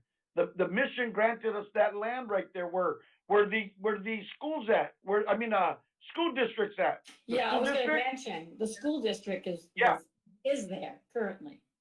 Right, school district, and then right across the street, not across the street, but north, right when you cross Clary, there's these little, not little, but there's condos there, blue condos or gray condos. That property was my grandfather's property. That was the great-great-grandson of Nicholas Jose. He lived there. His name was Joaquin Gradias. That's who lived there. I have the deeds and everything to that land, but the area there where the mission, even before the mission was there, that is an important area location, San Gabriel, right where the city hall's at. You know, I understand there's a mission there and what have you, and we did construct the mission where we later, after being called Quecherinos from Whittier Narrows, we became Gabrieleno because of the mission San Gabriel. But in that area before the mission was there, it's that area of San Gabriel that has the unique history, that area. It's important. I could go into the history and show you on documents and information that we have. I could show you why it's so important there. So it'd be that area there. Okay. Thank you so much, Chief. Thank you for being You're here. welcome. And don't forget, and I want to mention, this is during the mission. You even have the old house that's older than the San Gabriel mission, which the name derives Las Tunas. It derives from the old Las Tunas adobe that's over on the backside of where you go down Mission Road and you make a right. What is that? Orange Street? Is that Orange? That's You're right. Orange, right? Street. That's Orange. And as you turn, there's these little apartments and what have you. If you look in the apartments there, that's Rancho Las Tunas.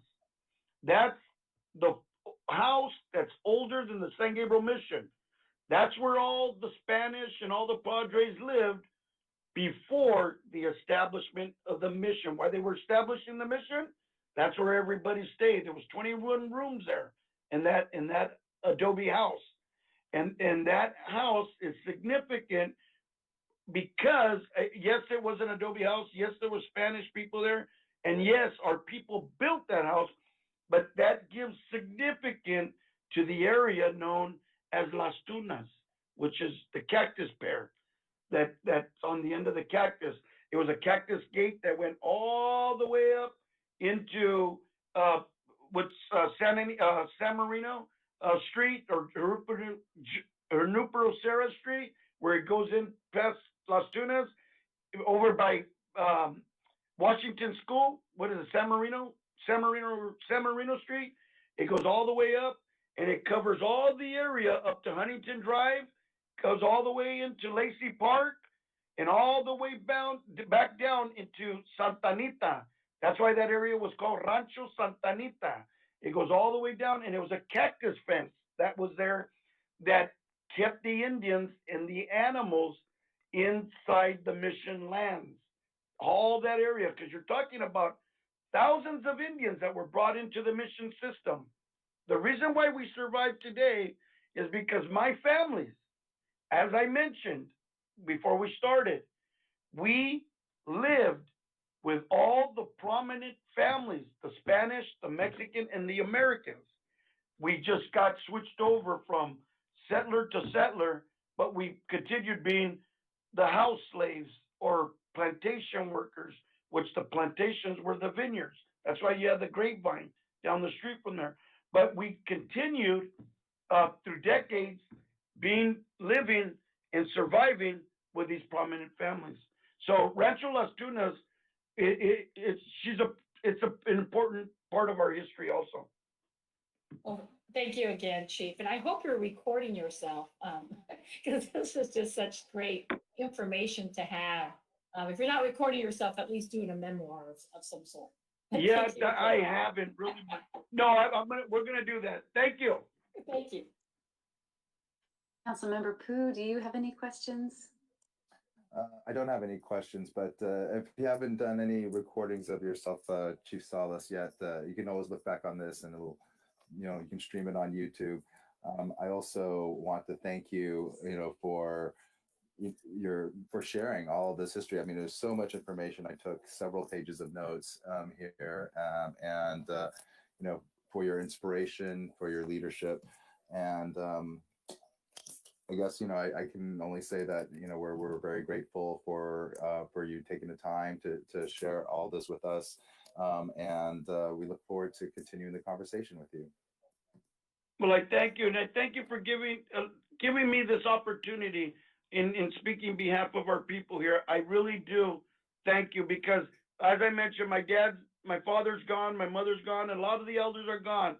But just to have this phone call with all of you on this call today, and if my father was here, I know he's here, but if he was here in person with us, I know that what would come out of his mouth, and he says, "Kid," and he's talking, and I know I could feel, and I know exactly what he would say, and he said, "Kid, we're making history," and that's what's important. Yeah, Thank you. And well, and I actually also I forgot to also just say on a personal level, you know, I learned about your father's passing last year, and so I just want to continue to offer our deepest sympathies and condolences. Very sorry for that loss, and I believe we adjourned our council meeting immediately after that, you know, in his memory and honor. So I only had the honor of meeting him a couple of times, but just wanted to let you know it did not go unnoticed by the city. Thank you. Thank you. I appreciate that. Thank you very much. Thank you. Commissioner Renhoek, do you have any questions? Yeah, I just also want to echo everybody else's appreciation for, you know, your vulnerability and just for being here and sharing so much rich history with us.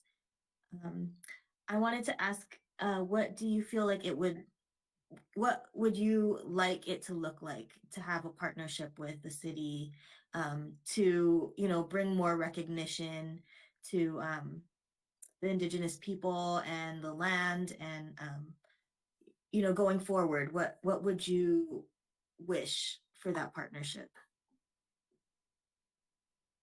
That we are able to provide, at least while I'm here still, our true history. I'm willing to give you the history, not only hearsay, but show you the documents, the connection, the ceremonial sites.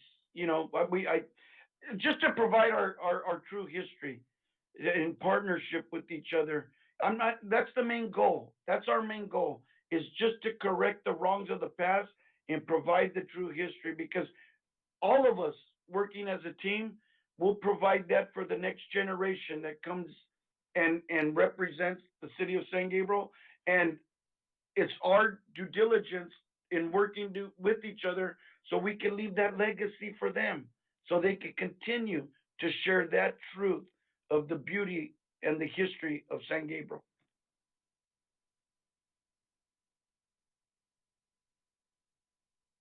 Thank you, Chief Salas. Commissioner Maharo, do you have any questions?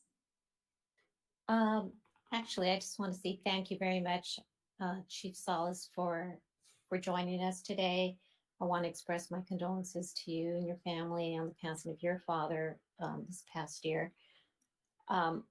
I truly enjoyed hearing so much history from you, and I've got to tell you that we're all working remotely, doing this remotely, and behind the wall here was my family listening to you speak of the local streets, what was here, what was there, where your family lived, where you were raised, where just everything. I mean, it's the streets we walk today. It's where we go on our walks. It's what we see, and it resonates that we definitely need to identify those places. And I hope Thank that you. do that. I hope we can do that as a tribute to your Thank family, you. our history, our city's history. Thank you, and I'm here to help with anything and with everything. And like my dad would say, and like I told you earlier, take it, come and get it. I'm here to provide it, and I'm here to share it. So thank you. Thank you. Vice Chair Jennings Nunez, do you have any questions? I do have a question, and I also want to echo what everyone said, in the sense that I am also here to learn, and I'm really grateful for everything that you shared tonight in the way of history, the history of your people, the history of your family, and in listening to you and to Chief Morales speak, your passion and your love for your people and dedication to just preserving your culture is just so similar and so powerful. And in the vein of learning, I just want to ask a question that I think many people have in terms of what is the relationship between the main groups, the tribal groups here in San Gabriel? In San Gabriel, the relationships, well, the relationship that I you mean within our tribe or with anybody else? Like, well, we have Chief Morales was our guest tonight, and you are here, Chief Salas, and I just want to know if the two groups work together to kind of further your mission, because your mission is so similar in terms of preserving and educating and fostering a love and passion amongst the whole community in terms of your culture. And so I see the two of you working separately, and I wonder if you also work together, I guess is my question. no, Ms. Nunez, to be honest with you and transparent, we don't work together. And a lot of individuals in the past have claimed to be related to my father because my father is the lineal descendant or of the native people. And a lot of people have claimed in the past that we're cousins and we're this and that, but they've only utilized that so they could use our identity. Like I mentioned before, remember in '94, we were infiltrated this name. If we were family, a family member would not do that. And we know these individuals, we know what they've done in the past, and no, there's no relation. We don't even speak to each other. There's no relation. I know that people have mentioned that we're family and stuff. No, I was with NASA just a few weeks ago, and an individual was there, and she said she was Gabrielano, and I never seen her in my life, and she goes, "You need to ask your dad who I am. He knows me. He knows my family. We're cousins." And I go, "Wow, I never knew this guy." So I kind of did a little research and started to investigate her, and ta-da, she was no relationship. Everybody has tried to connect to Ernie Salas because Ernie Salas is the connection to the indigenous people of the Los Angeles Basin. So that's honestly, and I'm being very transparent. Thank you, and I appreciate your providing that information. And like I said, I want to be completely respectful of everyone involved here, and I'm just trying to understand the history and to learn with you so that we can do justice with this land acknowledgement state, make sure that it is and respectful. And Ms. Nunez, and real quick, I just want to say, in 1994, and going back to this term, do we have a little bit of time, or does everybody have to get off? You have time. You have time. Okay. In 1994, my dad was called upon to protect a natural spring at a school in Santa Monica, California. A gentleman by the name of John Shaughnessy came to San Gabriel. He belonged to the West LA organization, West Los Angeles organization community, or something like community organization. And he came to San Gabriel where he met my father, because there was a site over in Santa Monica that was in threat of development. And this was a site where Father Sarah camped with all the other Indians of that village site, our same people. It was called Curavunga. My dad spoke to the tribe and said, we need to go help this gentleman to protect and preserve this particular site that was in threat. My dad went over there. Now remember, my father comes also through the history where my dad, in his younger days, he was a zoot suiter. He lived and assimilated just like everybody through the generations. You had to become just like everybody so that you could live like everybody that was here. So my dad went to and at that time in the 90s, it was a pretty tough area in Santa Monica, believe it or not. There was neighborhoods. The schools had graffiti and everything.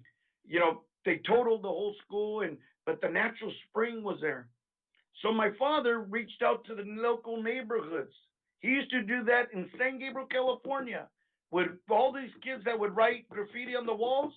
My dad was the Charles Bronson of San Gabriel. He would go up to those people that had their names on those walls, and he would ask them to kindly paint over what their father Tom later was knocking the paint off of or graffiti off the walls. But my dad was an advocate for the gangs in San Gabriel. However, my dad over there in Santa Monica, he did the same thing, and he reached out to the gangs of those areas, and he told them, do you know about this site? Nobody knew. Yeah, there's a school. No, let me tell you the history about this site. He got to tell them the history, where later he brought gang members together to help them paint that school back the way it was. My dad fought with John Shaughnessy to protect and preserve that site, and they gave my dad the key to the springs of that site. At the same time, about the same time, we just got our state recognition as the Gabrielino Tribal Council of San Gabriel. There was a group of individuals with no bloodline to us who got involved and said, Ernie, we're going to help you. We're going to do this. Some of us are your family. Some of us are related to you. I think some of us are part of your tribe and what have you. And my dad was very leery because we were private people. So at the same time we were getting our state recognition and my dad received the key to the springs, the city, the state, LAUSD, they all presented my dad with this key to have that site in perpetuity for what he did with Mr. John Shaughnessy. These individuals that came were part of academia. And when they wanted to name the site, my dad wanted to name it. You're talking about elders that didn't know nothing about academia, that didn't know nothing about computers. They came and they infiltrated on them and they said, Ernie, you just got your state recognition. You should call your people what they used to call you. And this came from a teacher that was from Long Beach State. Her name is Cindy Elvitri. Forgive me that I say the name, but I'm protecting my identity, my people. And I have that document. And she forcibly put this name on our tribe, herself, not being from our people, where my people and my father could not, because of academia, not being involved in academia, didn't know. She went back and started to spread this lie that we named the springs. You could see the documents that I have, they were battling that they were not wanting that name. They wanted the village name. But because she was a bit in academia higher than these elders were, that are no longer here, higher than my father were, you're talking about street smart people, but not academia smart. But she was able to use that term and spread it through her Long Beach State through the minds of the children that were going to school there, trying to get educated. She was feeding these lies to them where it started to spread. So the site, they started to call it, after Ernie saved it, after they made a fake tribal council that was called Gabrielino. That's where the slash comes through. That's where when you see the slash in Gabrielino / Tongva, it means that the Gabrielino or the lineal descendants / Tongva Foundation preserved and created this fake tribal council at this location of non-Indians. And little by little, they took off that foundation name and added tribe and kept Gabrielino Tongva tribe. Those are the same people that came in '94 to Cecil or Sabino and asked for the proclamation. to spread that lie again through academia. If you go to the website, if you go to Curavagna Springs and read it, they got Sabino's proclamation straight up on the website, recognizing the Tongva Nation. That's where it honestly screwed up our identity. The elders were abused. We did our best to fight and to protect. We were even close to federal recognition. But because of all this and all this infiltration, a lot of people think, well, there's a different faction there. And yes, there's different factions, but not of lineal descendancy. They're the same people that took advantage of us that later fought against each other. And they said, well, I'm going to call myself Tongva of California. I'm going to call myself Tongva this. But none of them have the bloodline.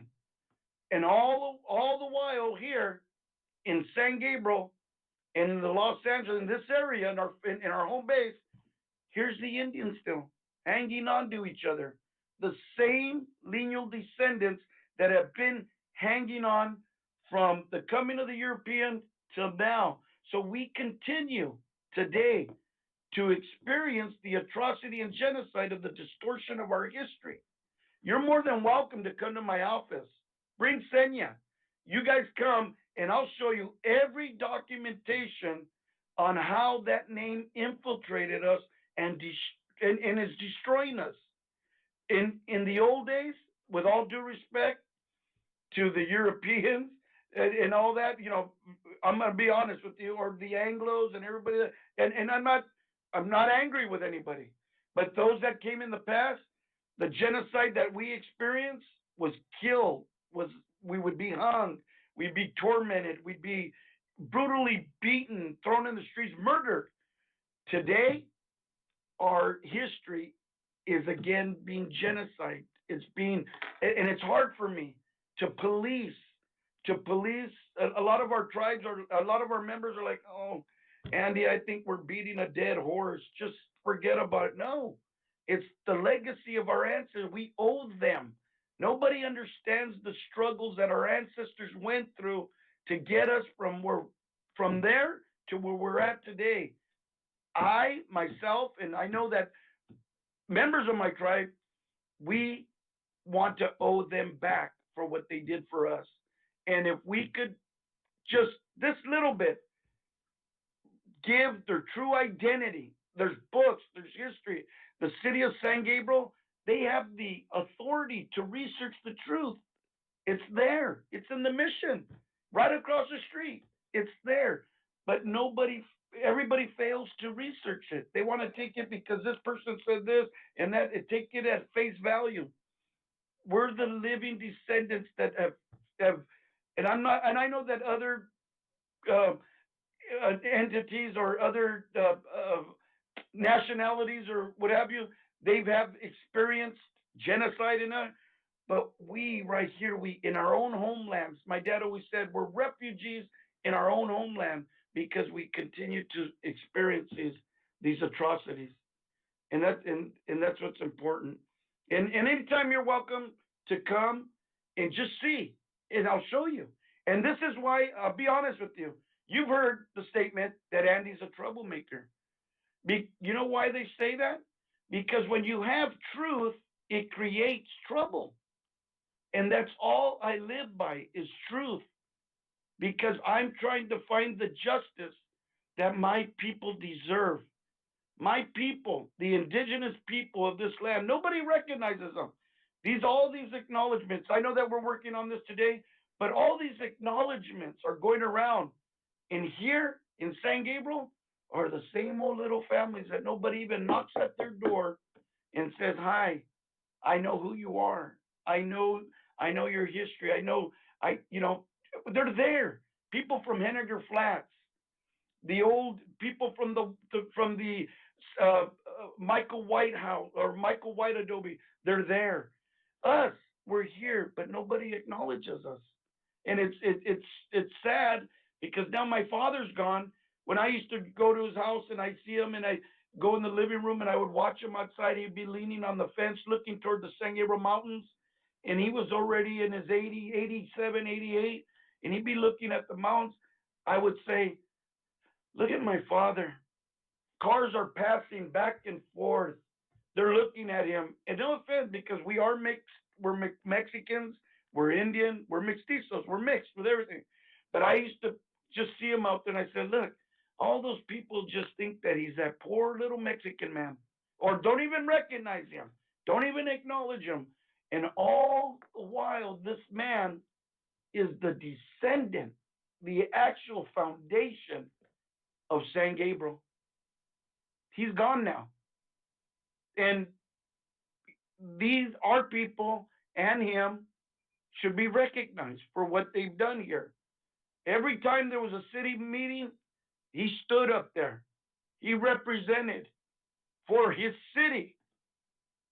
But at those times, and everything that has happened to us with this whole Tongva stuff that happened 26 years ago, it has destroyed him. It has forgotten. It erased Ernie.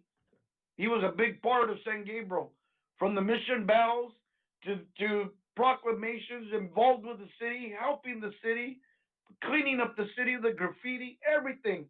Everybody, they forgot about him. So whenever you're welcome to come and visit me here. I have an office in Covina.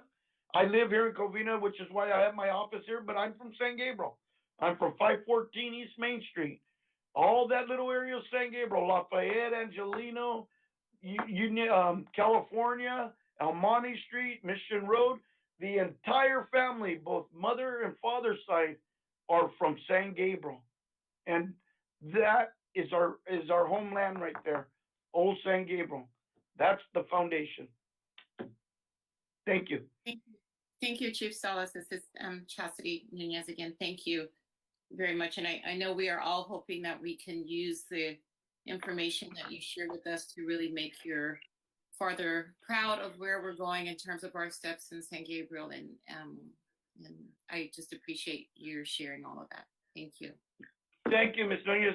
And thank you all, Senya, everybody, Mr. Poole, everybody. I really, on behalf of our tribe, behalf of my father, behalf of my mother, and those that have passed on, you're hearing it from me because I'm hearing it from them. We thank you for this opportunity. Well, Chief Salas, I thank you so much for giving us your time. And I don't have any more questions for you tonight, but I do want to say, as a member of academia, that what you are saying about erasure and willful forgetting and false narratives is a reality. And it is the hard work of people like you and your father and the ones before him who carry the sources, who carry the information. And I am so grateful that you have kept carrying that and that you keep speaking, and that I want you to know that I hear you, and that there is a partnering that we can do in correcting records. So I appreciate that. I appreciate what you're saying very, very much. And most of all, I appreciate you coming and giving us your time and your knowledge and your history. And I hope that this is the beginning of many discussions with you. Thank you. And I thank you all. And through these hard times, I want to ask the Creator that He touches you and all your families, all of you, all of us, and that He keeps us here in good health and continue and thank you. And He continues to help you guys guide the city of San Gabriel. We thank you, and thank you for your time. Thank you so much, Andy. I appreciate it. Thank you. Thank you. So that brings us to our fifth item, which is adjournment, I believe. I think that, all right, I'm getting the okay. So any information regarding matters to be considered at each meeting will be available prior to the Land Acknowledgement Statement Advisory Committee meeting on the city's website at www.sangabrielcity.com. And we are going to adjourn tonight's meeting at 8:04. Thank you, everyone.